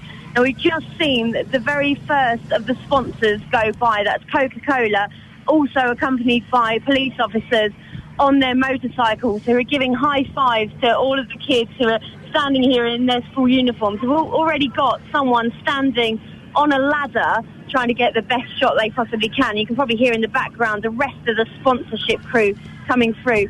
Now, from my experiences yesterday, this means the torch is only about 7 minutes away. So everyone's getting very excited here in Dunstable High Street. It's getting a bit noisier. The flag waving started, and there's plenty of children here, all dressed in their school uniforms, waiting to get a glimpse of the torch and then possibly go on to school a little bit late today. Jenna, that's 7 minutes away. It's a very specific time. How have you calculated this? Well, it's from experience yesterday when I was in Media One, just in front of the torchbearers. We were told that the sponsors, they go ahead, obviously, of the procession, get the crowd, whip them up into a bit of a frenzy, you know, as a support act would. And they're giving out, there's Wendell and Mandeville and Wenlock hanging out of the windows. They're waving at the crowd. They're the Olympic mascots. And it's going to get slightly louder as the Samsung truck comes past and they throw out flyers and also flags and everything. And you might lose me in a moment as I duck back inside my quiet office where we're having a bit of Bucks Fizz and some croissants. I tell you what we'll do. It's fantastic music to listen to, Bucks Fizz. Oh, you mean the actual boozy drink? Incredible. Jenna, we'll come back to you a bit later on. Hopefully we'll catch you as the torch goes past. Luke Ashmead has been out with the procession all morning. Luke, where are you now? What's happening? Yes, thank you, Ian. I'm on Media One, which makes me sound very special, and I feel very special. Best seat in the house today, I have to say, for Three Counties Radio. I've just watched Katrina Blunt pick up the torch, runner number 23 today, outside Quick Fit as we head into Dunstable. We are not far away, and 7 minutes from Jenna Benson. That's not a bad guesstimate, I would say. Between 5 and 10 minutes, I think is absolutely bang on. Anyone who knows Dunstable, we're heading past the Black Cat Cafe and the speed camera opposite it. Of course, the rest of the journey today we'll be heading into Milton Keynes, Bletchley, Buckingham, Aylesbury, Winslow and Stoke Mandeville before the torch heads into Oxfordshire, and we wave goodbye to three days of the Olympic torch here on Three Counties Radio. Katrina carrying the torch at the moment, plenty of people, and as we were passing over from Luton to Dunstable, lots and lots of people. I've tweeted using the hashtag 3CRTorch. You can see some of the pictures I'm taking from here on Media One. Great views. Great spectators all the way along this particular route as we head into Dunstable. Lots and lots of people. We did see pockets quite early on where it was a little quieter. Katrina is a voluntary chairperson of a local preschool and serving the children of Pitstone and the surrounding area here in the Three Counties, Bedfordshire and Buckinghamshire, cross over there, Pitstone. So we're just going past the church in Dunstable, St Mary's. People up on the wall, 2 tiers of people here, like a grandstand effect, as the spectators line one area. You keep mentioning Media One. You keep mentioning Media One. For those not in the know, just briefly tell us what it is and what it's like on there. Yeah, basically it's a horse box. Jenna mucked it out very nicely after her stint yesterday on the programme, I have to say. It's an adapted horse box. If you watch the torch cam via the BBC website, you'll be able to see the footage from the camera that is, I'm touching now. It says do not touch. That probably means I'm in real trouble. But yeah, that camera's right in front of me here. We've got 4 seats in front, literally hanging out almost on the step of the back of the horse box for photographers, and those photographers will change throughout the day. So, for instance, the local press from Luton and then Dunstable and then Milton Keynes will have the opportunity to sit on and take the pictures that they need for that particular area. There's a gentleman behind me who's controlling it with a screen, a little way from him. He can see everything in front of him that's behind him. Does that make any sense? I hope it does. And we have a wonderful person. It doesn't make much sense, Luke, but you've painted a picture with your words. Big crowds there, big crowds. Yeah, great crowds, really busy here, and there's another kissing point taking place at the moment. Samantha Griffiths is the individual taking the torch now. Hometown of Watford will be carrying it through Dunstable. Very, very busy, I have to say. Lots of people taking pictures and, of course, waving those flags that have been given to them by the commercial trucks that have travelled through before we come. Coca-Cola have been giving out these tambourine-type things to make some noise. I think you can hear the applause and cheers, the police outriders making sure that everyone's safe, and there's plenty of police on site as well. Very, very visible as we head past the church that Henry VIII got married in, of course, here in Dunstable. Great history. Church Close we head past, and we will be very close to getting to Jenna Benson shortly, who's in the centre of Dunstable. We'll head towards West Street, and then we'll turn, before we get to West Street, into the High Street, go through Dunstable, and then there'll be a short break from certainly the torch running as we head towards Milton Keynes. But plenty to come through Dunstable. Some great stories in Dunstable here, the likes of Matt King, and we'll hear about Matt a little bit later on. Luke, thank you very much. I'm still intrigued by Jenna's description of the police high-fiving people as they were driving along. This is unprecedented. We're live in Luton. Well, I'm live in Luton. The rest of our team is scattered about the three counties, and I will shortly be talking to some of the torchbearers. I can see them with their torches, and they're in sort of little special socks to protect them, which is fantastic. We'll talk to them after the latest travel news. Across beds, hearts and bucks, this is Iain Lee on BBC Three Counties Radio. Good morning, this is Iain Lee for Three Counties Radio. We're live in St George's Square, and I'm joined by 1, 2, 3, 4, 5, 6 of the torchbearers. What's your name, sir? Stuart King. Stuart King! We were talking to some of your friends. You're the one that's got huge feet. I haven't got big... Look, they're not huge. They're quite... Well, let's reasonably big for my height, OK. Without being rude, you're a short lad. OK, well, you're tall, I'd say, but yeah, OK. But they are big feet. They're reasonable size. This is your friends and family that told us. Big feet. And I know it's big shoes. Now, listen, you've got a torch there. Can I hold it? You can. Of course you can. Oh, look at that. That feels good. good. Not as heavy as you think, is it? It's not. It's kind of hollow all the way through. Yes, yeah. I thought it was going to be heavier than that, but I'm having my picture taken so I can tell my little boy that I was one of the torch bearers. Okay, he's only 2.5. He won't know. He won't know. How did you find out you were going to be holding the torch?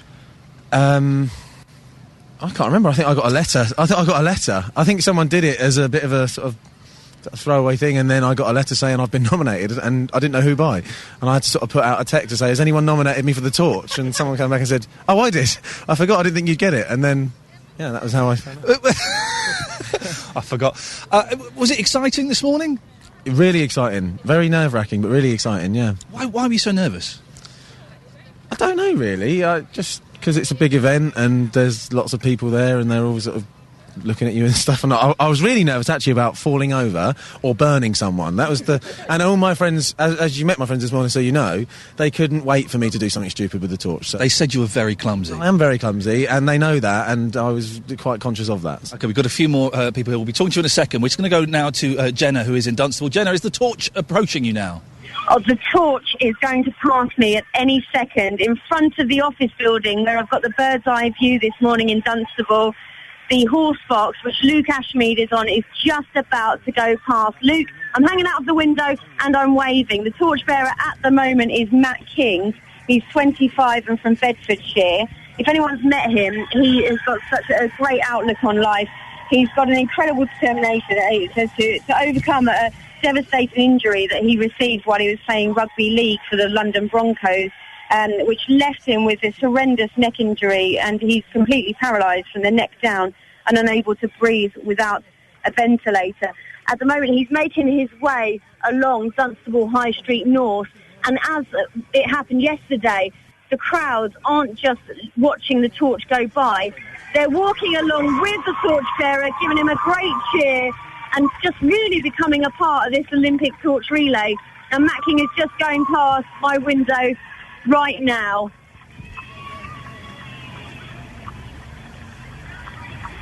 Jenny, you can hear the cheers there. The atmosphere, it just sounds fantastic. The atmosphere is amazing this morning, and as I said, the crowds are on the streets. They're about 5 deep, but people are wanting to carry on with this relay. They want to see the procession, but also become part of it and walk on. So the crowds are thickening as the procession carries on through the High Street. And people still at the very end of the High Street, where it's just come from the church and round to the right-hand side, they are still walking up and becoming part of it. I can see a few people just walking up. Matt's still got he's still got the torch on him. I'm still waving at Luke Ashmead, and the crowds are continuing to go along the High Street now. Just about in the distance, I can see the flame flickering. Jenna, thank you very much. It's amazing to hear so many cheers at this time in the morning. I'm joined in St George's Square by some of the torchbearers. What's your name? Emma. I'm talking to you like you're 12 years old. Hello, Emma. I didn't notice, but the torches have got like these handy little sock covers. They're really nice. It keeps them protected, and you obviously can't. Who nominated you to be a torchbearer today? It was my mum that nominated me back last July, August time. And why did she nominate you? For my commitment to my gymnastics and my coaching. Could you give us the splits now? I wouldn't dare. That's unfair to do it on a cold, damn morning. You must have been really excited to be carrying the torch. Yeah, it was obviously a big thing because you're the only person to carry it in the whole world at that very moment. So it was a big pressure. We've got number 11. What's your name, sir? Roger. Roger, why are you part of this procession today? What made you be nominated? I think just work in the local community through churches, schools, sport. And work with a couple of charities as well. How did you find out that you'd got this position? I had an email at work. I actually heard through Radio Oxford they were going to announce at 10 o'clock that morning, and I went through my emails, couldn't see anything, so I thought, that's it, I haven't got it. And then had one at 4 o'clock in the afternoon, and was whooping around the office a bit excited. I think everybody thought I'd gone a bit wild and mad. I'm surprised at how many people turned out today. It was a cold, damp start. I mean, the days are right now, but it's a cold, damp start. But there were hundreds of people in the square, thousands along the route. Yeah, it's absolutely fantastic, amazing. I mean, it all started off with Lewis Hamilton right here in the middle of Luton, and just the people along the roads running along, shouting. It was absolutely fantastic. We've got 007. What's your name? Charlotte. Charlotte, what did you make of today? Have you enjoyed yourself? Yes, a lot. Did you get to meet Lewis? No, unfortunately not. Oh, no, you missed Lewis. Apparently he's dead good looking. I wouldn't know myself. He's got nice hair. How did you get to be part of today? Well, I was nominated by my nan for looking after my mum while she had 3 operations, as well as doing GCSEs and my commitment to training in canoeing as well. Juggling. Oh, so you're a canoeist. You're not taking part in the Olympics, are you? No. And it's great that the young carer is getting recognition for that, because it's hard caring for parents and doing exams as well. How did you do in the exams? I did really well, actually. I got 9 GCSEs, all above a C. Oh, we got a brain box. Congratulations, well done and well deserved. Number 10, what's your name, sir? Tom. Tom, it must be a proud day for you today. Oh yeah, unbelievable. It's undescribable. How did you find out? You got the same email, did you? Yes, I got the same email. I was nominated for my guys back at the mini plant in Oxford. And when it came through, it was just surreal. It was hard to believe it, really, hard to take it in. And it must be weird as well to be running through the streets of Luton and just have thousands of people cheering you. That's got to be an odd experience, isn't it? Yeah, it was like a dream. It was just like you were living in... It was... I don't know, I can't describe it how it was, with all the seas of people just waving at you. And to think you had that torch, when you had that flame, it was you, in the whole of the world, you had the Olympic torch in your hand. It was, I can't describe it. Number 9, name, rank and number, please. Rory Copus, number 9, I suppose.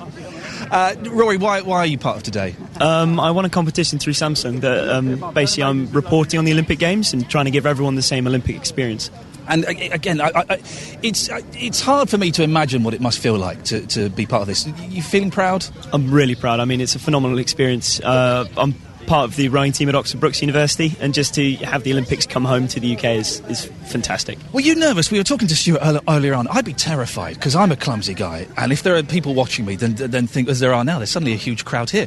I would be worried about tripping up or dropping it or just looking like a plum. Did that never cross your mind at all? I was just nervous about the whole experience, and following it I found out I burnt some of my hair off, actually. Did you burn some of your hair? Yeah.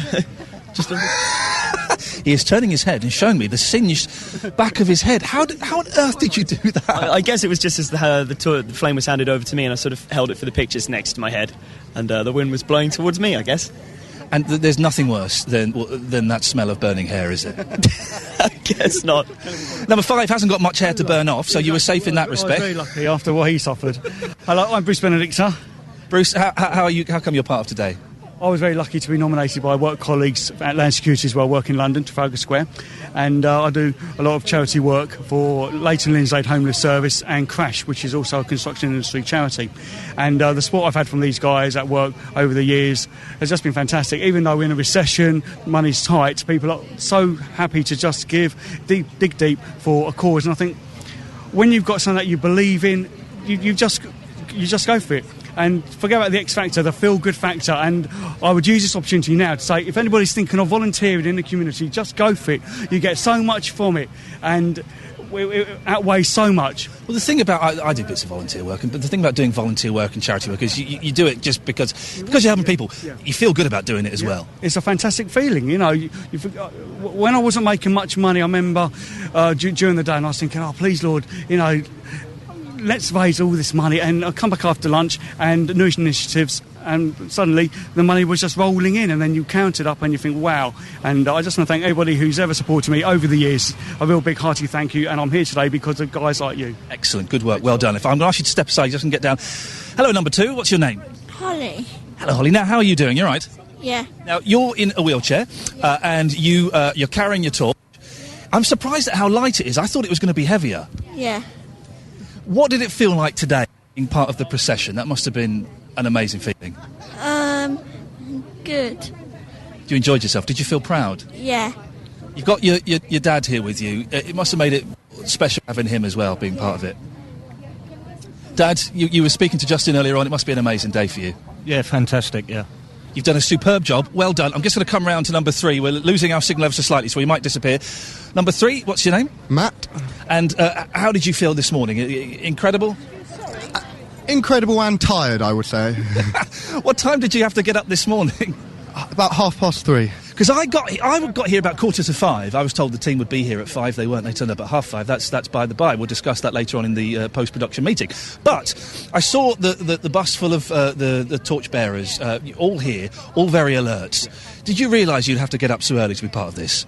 A few weeks ago, mentally preparing myself. You're a young man. How old are you? What, 17? 16. 16 years old. I remember being 16, and I could not get up before 1 o'clock in the afternoon unless I had to. It's been a struggle, I will say that. Who nominated you, and why did they nominate you? My dad. My work in scouting. Fantastic. And you've got the torch there. I'm assuming you must have had hundreds of pictures taken to send to all the family. Oh, yes. Lots and lots of photos now we've stopped here. Well, listen, it's a fantastic achievement. Congratulations. Well done. Enjoy the rest of the day. I'm sure you're going to be a bit of a high all day. Those are the torch bearers. They're all proudly displaying their torches and their tracksuits. And I'll be honest, there's a real feeling of pride amongst the entire group. But as I said this before, I'm a cynical old so-and-so, but it's hard not to get sucked in by this and have some of this pride rubbing off on you. We are in St George's Square for another hour if you want to come down and have your photo taken in the special magic booth that we have here. But before all of that, let's get the latest travel news now. Thank you very much for that. We are here for the next hour reporting on what's happening, and we'll be following the torch as it makes its way through the 3 counties. Let's get the latest news.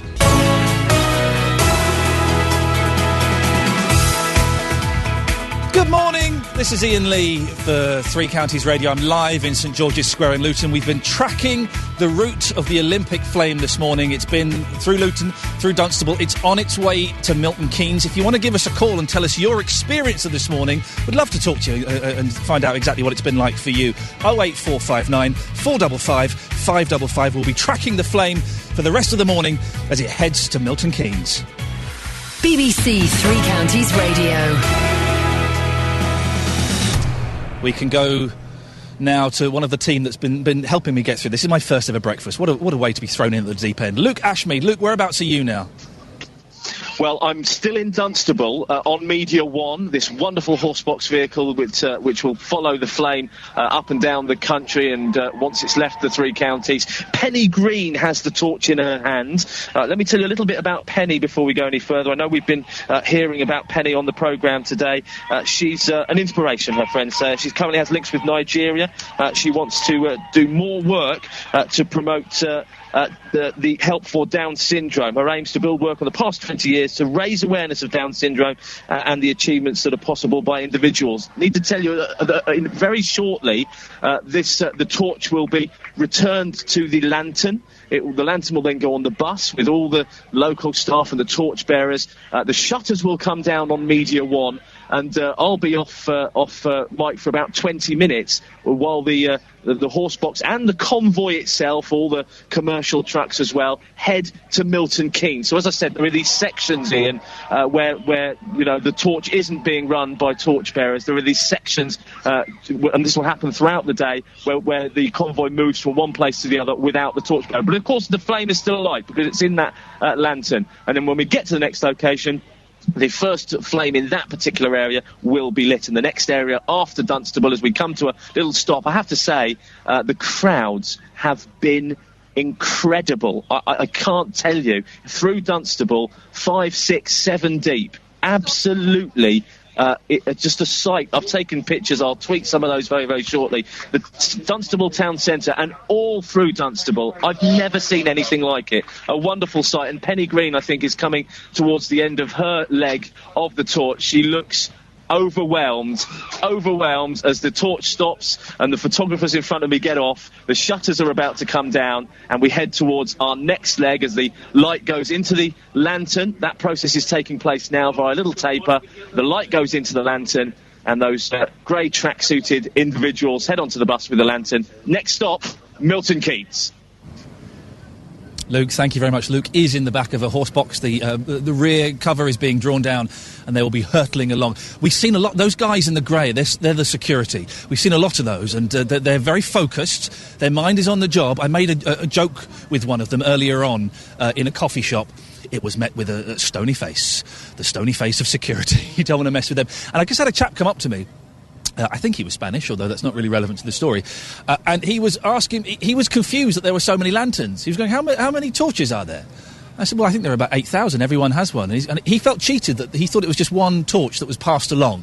And we explained to him, no, that's not how we do it. This is Iain Lee. I am in St George's Square. I'm here till 9 o'clock. And the torch, as you heard now, is heading in convoy to Milton Keynes. Waiting there is our reporter, Brendan Murphy. Brendan, can you tell us exactly where you are? Ian, I'm standing in the middle of Silbury Boulevard. Now, when the torch comes to Milton Keynes, it's going to come from Childs Way along Secklow Gate and down Silbury Boulevard. I'm standing here in the middle of Silbury Boulevard. I'm probably not supposed to be in the middle of the street, but I kind of have wangled my way in. The crowds are about three or four deep the whole way down Silbury Boulevard. Anybody who knows Milton Keynes and Silbury Boulevard will be able to tell it. It kind of goes on as far as the eye can see. But I've got loads of kids standing in front of me. It's a beautiful scene, red, white and blue the whole way down the street. And I'm standing here with Sam Turvey. Now, she's a Year 3 teacher from Southwood School in Milton Keynes. Sam, tell us about how you're feeling this morning. Oh, this is a great opportunity for the school. This kicks off our Olympic fortnight and we're really excited. What's the Olympic fortnight? All of our lessons are going to be based around the Olympics, so different types of maths lessons, literacy lessons, looking at the history of the Olympics and the Olympic values. And you're going to have a special Olympic sports day, aren't you? Absolutely. Next week we're having an opening ceremony. All of the classes are different countries, and then we're going to compete as different countries. And are you going to have a podium for them whenever they win to stand on? That's what I want to know. Absolutely. I'm not sure that we've got all of the different national anthems, but we've got the gold and silver and bronze medals ready. Now, I've been speaking to a lot of the kids this morning, and the overwhelming thought behind this whole thing and the celebrations are they're celebrating not only the Olympic torch coming through Milton Keynes, but also an extra hour off school. Sam, what do you think? You're happy about an hour off school as well? Well, I don't mind the hour off school, but it's actually going to help with our learning this week. That's what I'm saying. Always spoken like a true skiving teacher there. Khadija is standing in front of me with an amazing handmade Olympic torch. Now, Khadija, tell me about this torch that you've got here. What's this made from? It's made from cardboard, and I use sweet wrappers and some tissue paper. It doesn't look like cardboard, it looks like proper gold that you're holding there, as well as the red and gold flames that are coming out the top of it as well. And we also have Jake. Jake, how long did it take you to make your torch? I think 20 minutes, something like that. And are you looking forward to the Olympic Sports Day in your school? Yeah. What are you most looking forward to? To running. So you're going to be running alongside the Olympic torch as it comes down? I don't know. Great stuff. As I say, Ian, there's a great atmosphere down here. You can hear the air horns. The couple of police vans have just gone by, along with guys handing out stickers for the air ambulance. The air ambulance is called Bob, apparently. That's for Berkshire, Oxfordshire and Buckinghamshire Air Ambulance. And you can hear the whistles in the background. Everybody, like I've heard this morning, everybody has a smile on their face. Everybody, usually when you come out and do these things, it's hard to get people to talk to you, but people are actually coming up to me and wanting to have a chat, so it's great stuff. We're just eagerly awaiting for the people to come down.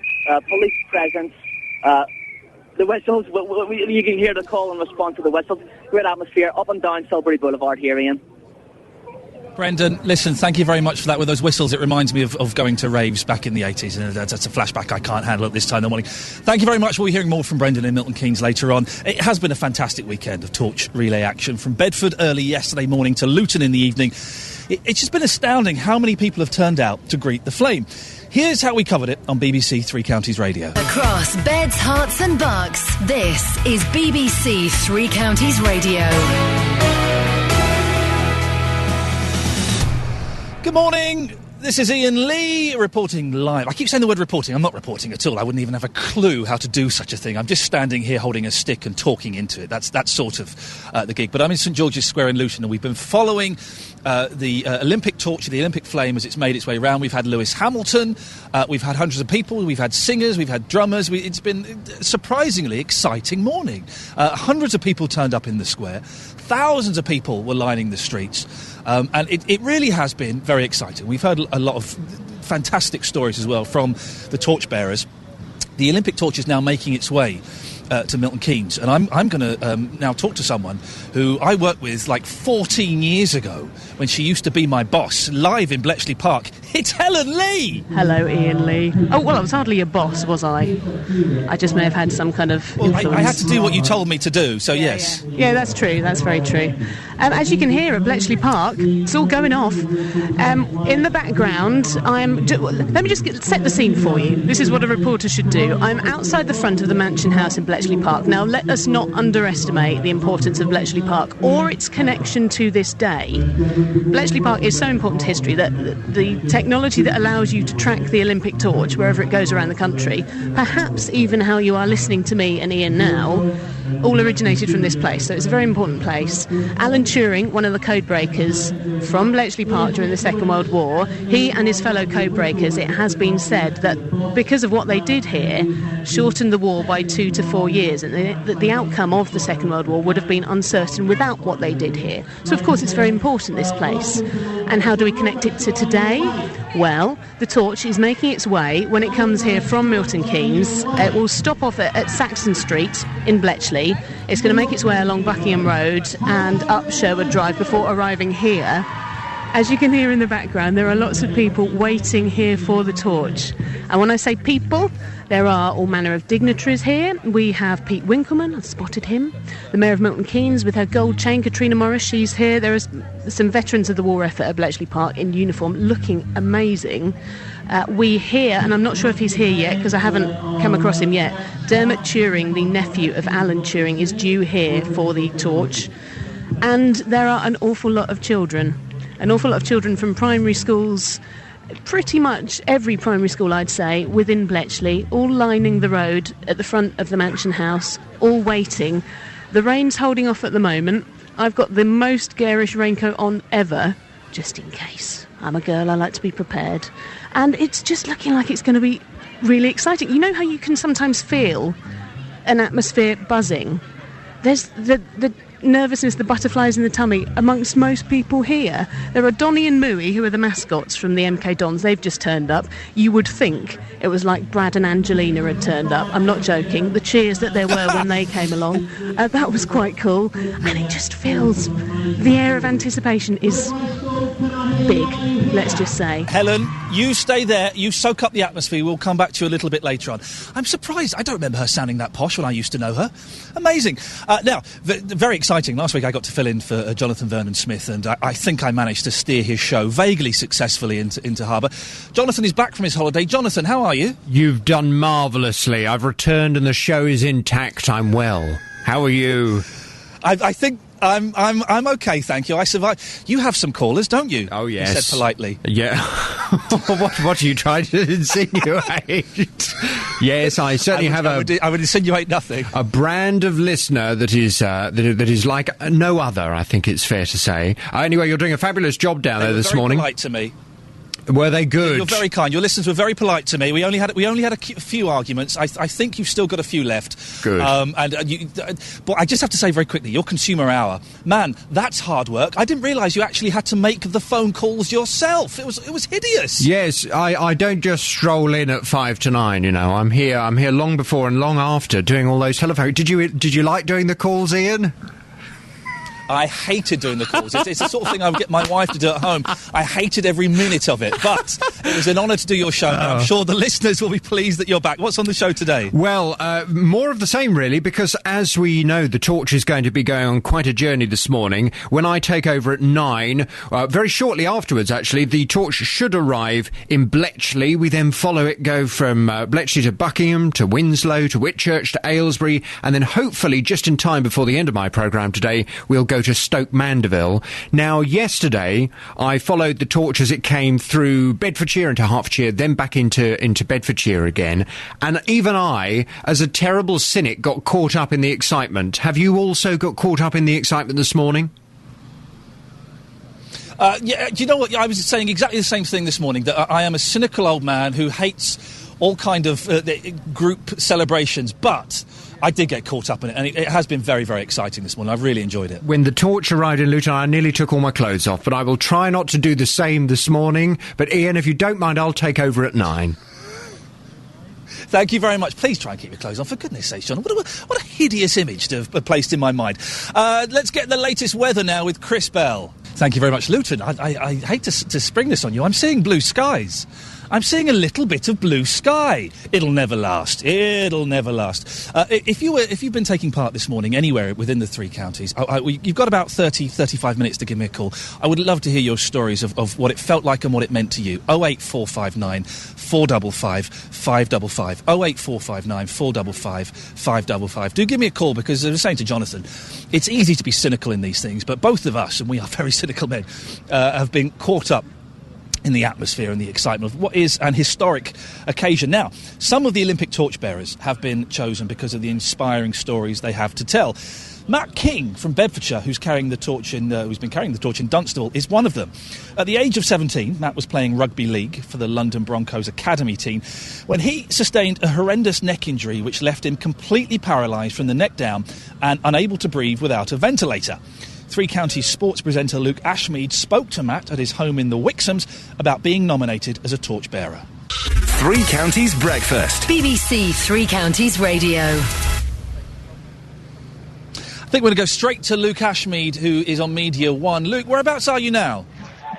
Just incredible scene. Set Glow Gate is where I am right now, and I'm looking down on Gail Ems, Olympic silver medalist in mixed doubles badminton, European, Commonwealth and World Champion, and of course presenter of the Road to 2012 tonight at 6 o'clock. Runner number 29 on today is a leg of the torch relay, running through central Milton Keynes. What a great sight. We've seen Formula 1 cars ride through the central Milton Keynes. I'm not sure we've seen anything like this. Crowds 4 or 5 deep. They're all piling up as well from Child's Way, and Gail Ems taking a lot of applause. Plenty of Union Jacks being waved. Central Milton Keynes, in many ways, Ian, lends itself to this kind of thing because of the structure of the roads, the grid system. It really works, so they can block off particular roads, leave others open, so it means that traffic shouldn't be held up too long. And what we've noticed as well so far today is when the torch has gone through, everything pretty much gets back to normal very quickly. And as I look behind Gail Ems, who's still waving at the crowd and enjoying her moment, of course, as I look beyond her in a straight line, the crowds then who have seen the torch moving away from the the area, and of course will go about their business, whether they're working here in central Milton Keynes or anywhere across Milton Keynes. Bletchley we're going to be heading to shortly. Gale Ems continues as we head through the traffic lights. We're going past the biggest skate building that a lot of people will know, and of course the much mentioned point on my right hand side could be doomed, could be brought down. Lots of people love the point, one of the landmarks in Milton Keynes. You used to be able to see from miles around. Of course, much has gone up around the point, and the point maybe has fallen back a little bit and become tired looking. I don't think so. I love the point, and I want the point to stay. Just beyond the point, Midsummer, the Midsummer Arcade, the new shopping centre, and of course the original central Milton Keynes. From all those adverts, we've got a choir, I think, or certainly some kind of choir to my left-hand side. Let me see if you can hear them.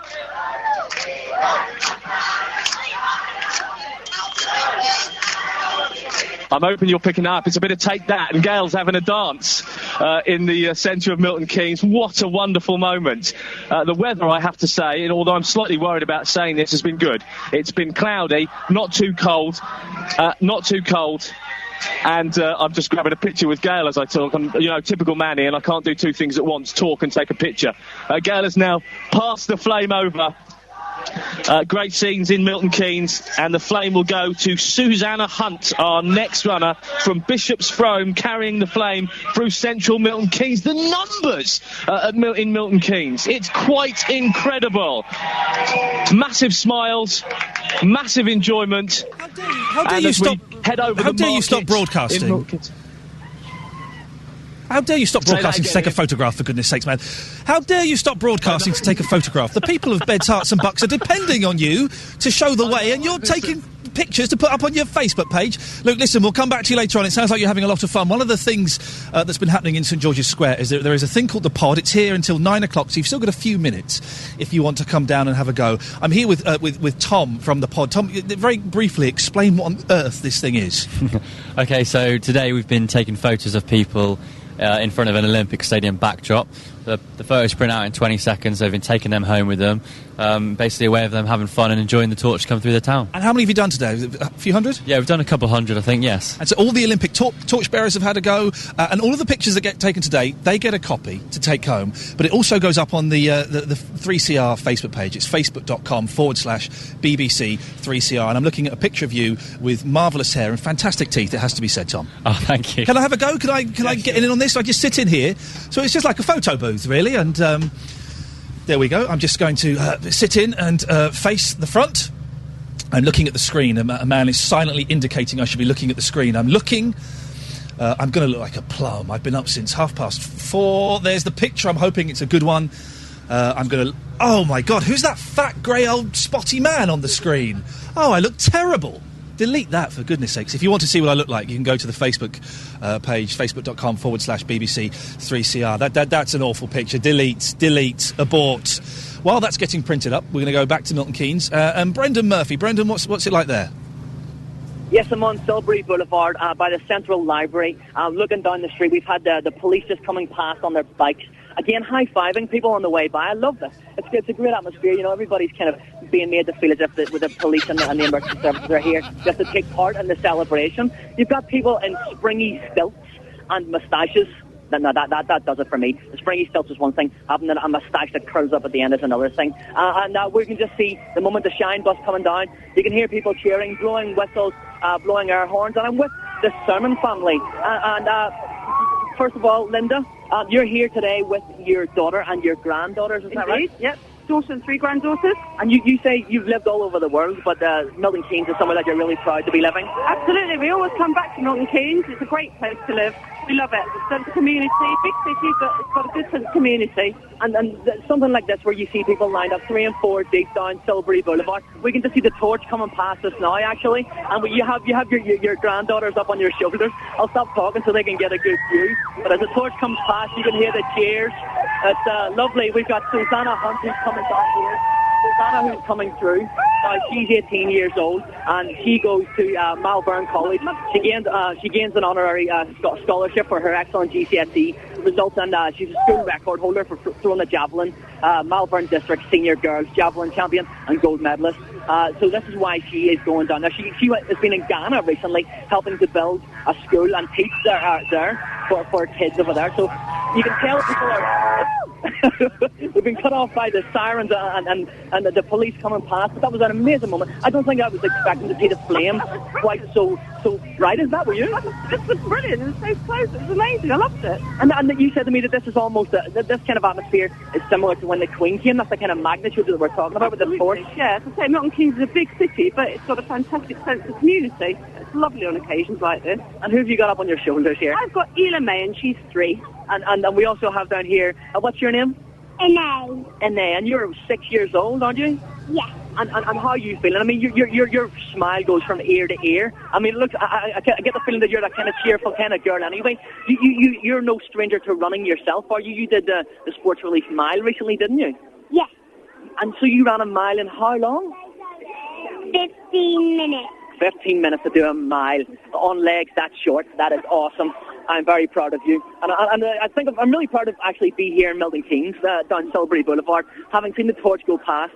I was jabbed in the head by a flag. I don't even mind that because there was so much excitement to rush forward and have a look at the torch as it went past. But brilliant. I've just been taking some photographs of the Sermon family here, as I say, Linda, with her daughter and grandkids. One of your granddaughters is just 3 months old today. So I've taken a picture of them with the crowd, and that's got to be something that you're going to look back on with pride. Oh, absolutely. Yeah, absolutely. It's going to be a fantastic memory for them as they get older. I don't know about you, but my heart's thumping. Iain, I didn't expect to be this excited about this. Brendan, you're right. I wasn't expecting to be excited by this, and I've really enjoyed the day. I tell you what has upset me, though, I'm genuinely upset. I'm looking at this picture I had taken in the pod. There's got to be something wrong with the lens, because I'm not that old. Why have I got such a fat face? What it is they caught me talking and I wasn't in the right position. This is going to go up on facebook.com/BBC3CR. The picture came out and I showed it to the team, who I've only known for a couple of weeks, so it's still kind of working out our relationship and stuff, and they all burst into laughter. Now, I'll be honest, that's not the way to welcome someone new into the fold. That's an awful picture of me. There's another 15 minutes if you want to come down and have your picture taken. I suggest you lean forward and don't talk if you want. Yeah, look at those. Look at those. This is Iain Lee. This is Breakfast. We're here for another 15 minutes before JVS comes back after his week-long holiday. Let's get the latest travel news now. 3 Counties Breakfast. BBC 3 Counties Radio. Good morning, this is Iain Lee. I'm in St George's Square in Luton. We've been watching the torch. Everything's kind of being dismantled here now. The stage is gone. The people are collecting up the barriers and tidying up, but the torch journey still continues. And we're going to go to Milton Keynes and Luke Ashmead. Luke, what's happening? Well, believe it or not, the torch is here, Ian. It's still in Milton Keynes. Flags waving either side. And by the way, just a quick reminder to you: the camera never lies, Mr. Lee. The camera never ever lies. Cheeky. Yes, we've just seen Ian Cousins, the person who nominated Iain, said having known Iain for about 12 years, he is an absolute legend. We are still in central Milton Keynes. Our next runner, Alan Granger. Alan is an ex-Scottish professional boxer, peaked in his day to the highest of this sport, and through Street Games MK Project, Alan volunteers 7 hours of his time each week to the cause. We're in central Milton Keynes. We've crossed over Silbury Boulevard, and now we've crossed over Witten Gate as well. So we're heading, unless we've taken a turn and I'm not aware of it, slightly disorientating. I've lived here for 16 years in Milton Keynes, and sometimes even I get a little bit lost sometimes.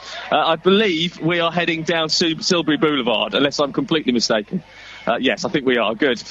The crowds, I've never seen anything like this in Milton Keynes. Every single available space along this route is taken up. There are the Bam Bams. Are you familiar with the Bam Bams, Mr. Lee? No. I'm an old man.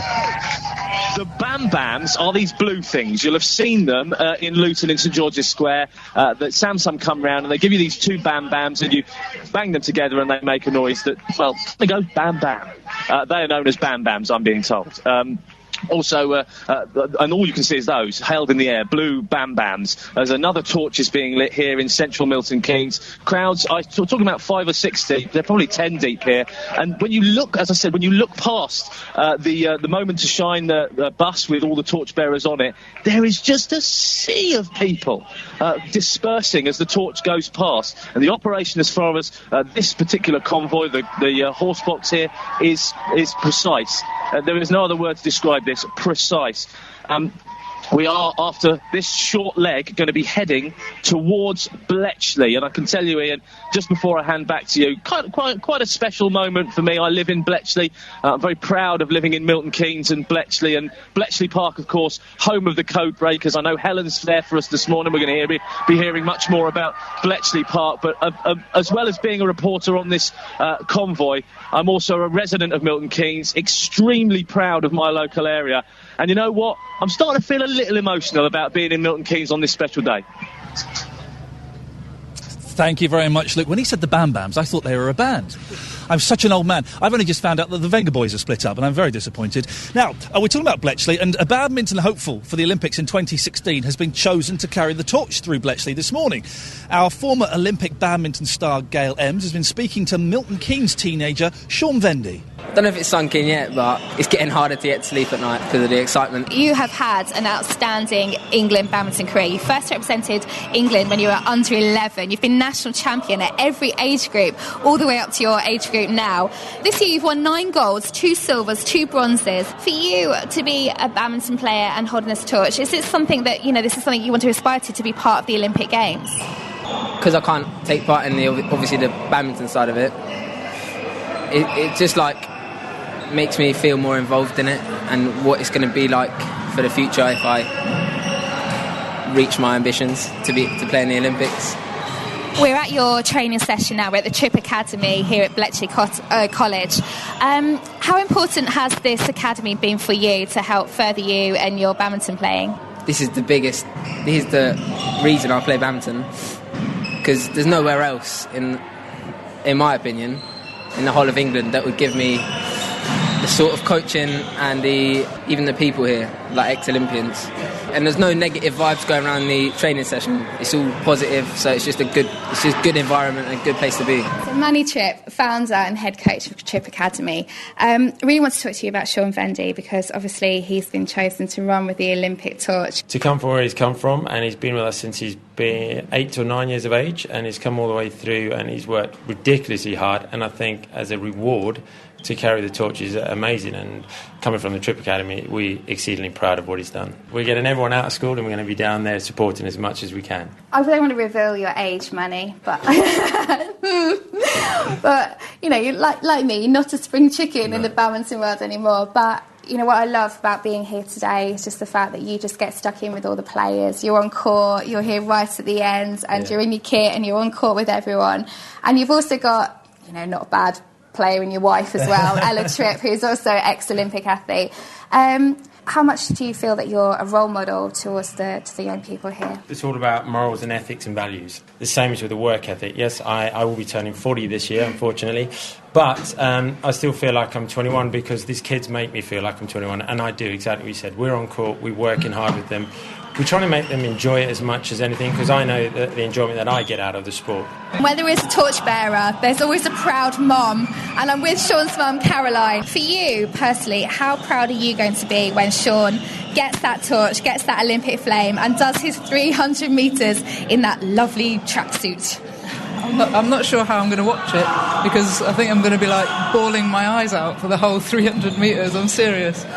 It means a lot to me as well, because my nan used to work at Bletchley Park and she's no longer with us, so I'm thinking she'd have loved that, and especially him getting to do it through Bletchley, so it means a lot that way as well. We found out at the end of last year, and it was a phone call to Sean. He came off the phone, he went, "I've just been told I'm going to carry the Olympic torch," but we're not allowed to tell anyone. And I was like, oh my God. So we couldn't tell anyone for 3 days, and I swear I don't know how I kept it to myself, but I managed it. Were there any Olympic memories that you have that really got you and just thought, I want to go to the Olympic Games one day? In 2004, watching you and Nathan, just big inspiration to me. I've always wanted to play badminton after then, and just to reach the Olympics would just be even better. Sean, I have got my rackets with me and I have got my trainers. I'm ready for action. Is it possible that I can maybe have a chance to have a little hit with our Olympic hopeful, our Buckinghamshire Bletchley torchbearer? But be nice to me, okay? I haven't played for a while. Is that all right? Yeah, let's go now. You can hear more from Gail in the Road to 2012 from 6 o'clock this evening here on BBC Three Counties. And don't worry, ladies and gentlemen, JVS, Jonathan Vernon Smith, will be back in just a few minutes. At 9 o'clock this morning, JVS is back from his holiday. No doubt he'll be telling us. I don't know if you follow him on Twitter. He was sending some very disturbing tweets yesterday. I found very upsetting. I considered unfollowing him.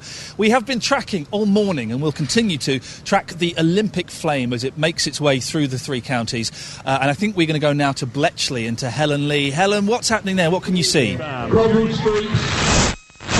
They've even got a new telephone.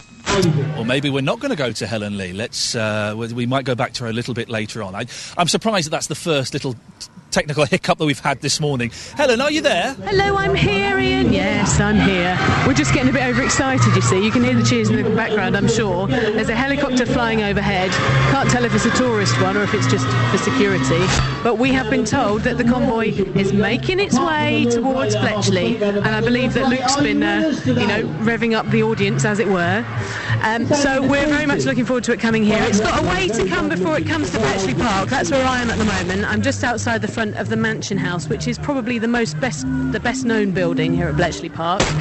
As the convoy makes its way into Bletchley, it will be coming along Saxon's. Now, I don't know at the moment because I'm here in Bletchley Park and there are lots of crowds here. I'm not sure what the streets of Bletchley are like at the moment. I do know that my husband and my toddler daughter are somewhere out there on Saxon Street. I'm assuming because it's dry, more and more people will come out. It just feels... Luke was talking about how he feels a bit emotional about this. I'm starting to feel that way myself. It's weird. I'm not really a sporty person. But when something like this happens, it is such a historic occasion that you kind of get up in it. So anyone who isn't out on the streets of Bletchley who fancies being part of history, come out. It's going to be making its way along Saxon Street, along Buckingham Road, Sherwood Drive, and then arriving at Bletchley Park, where it's actually a private closed event here in Bletchley Park. They're not letting any old riffraff in, let me tell you that. But there are an awful amount of dignitaries in here, and there are an awful lot of children from all the local primary schools, all cheering in the background. Helen, I can hear the kids scream. I can also hear a man shouting furiously in the background. But so we'll move on from that. But thank you very much for that. And it's great to hear the kids cheering. And if you are kind of thinking, well, maybe should I go down there? Do you know what? It's definitely been worth it, I think. And I have enjoyed this morning in Luton much more than I thought I would. As Jonathan was saying earlier on, we are both cynical old so-and-sos. But it's hard not to get caught up in the excitement and the history of this. This is one of those things that will never happen again in our lifetimes. Speaking of never happening again in our lifetimes, it's Luke Ashmead. Are you still in the back of the horse truck? Luke, can you hear me? I think Luke may have been taken prisoner. He may have been knocked unconscious at some point. I suspect he hasn't. If Luke's mum is listening, I'm sure Luke has not been knocked unconscious. I'm sure he's absolutely fine. One of the exciting things has been the talking to the torchbearers this morning, and it's amazing to hear all of these different stories and all of the reasons that they've been nominated, and they're all from different backgrounds and different ages, and it's been exciting just feeling part of the Olympics. And I was kind of sort of against the Olympics, and then the last few days I've been scrabbling around for tickets. If you want cheap tickets, Paralympics. The Paralympics tickets, they're like a tenner or 15 quid for some excellent events. And I'm looking at taking my little boy, although I suspect that we're going to be on holiday for the first week, so I may have to come back and go with my mum for the second week. But because some of the Olympics tickets, they're kind of a little bit pricey, a little bit expensive. But the Paralympics tickets, 10 quid, 15 quid, it's got to be worth a pop, hasn't it? Don't forget, Jonathan Vernon-Smith is coming up soon, and I look forward to hearing his dulcet tones as he follows the progression of the torch throughout the three counties as it makes its way through the three counties and leaves a little bit later on. Time now, though, to get the latest travel news. Thank you very much. Well, that's it from St George's Square in Luton. But do stay tuned to Three Counties for the rest of the day, as we will be following the torch as it makes its way through the three counties and leaves. It'll be Jonathan coming up next, describing what is happening and telling us more, and hopefully we'll be getting more of your phone calls as well, just relaying all of your experiences and the emotion throughout the day.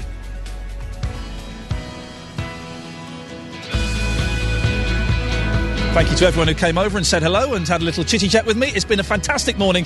I've genuinely enjoyed it. I'll be back tomorrow morning at 9 in the studio. Jonathan coming up next. Getting beds, hearts and bucks talking. This is BBC Three Counties Radio.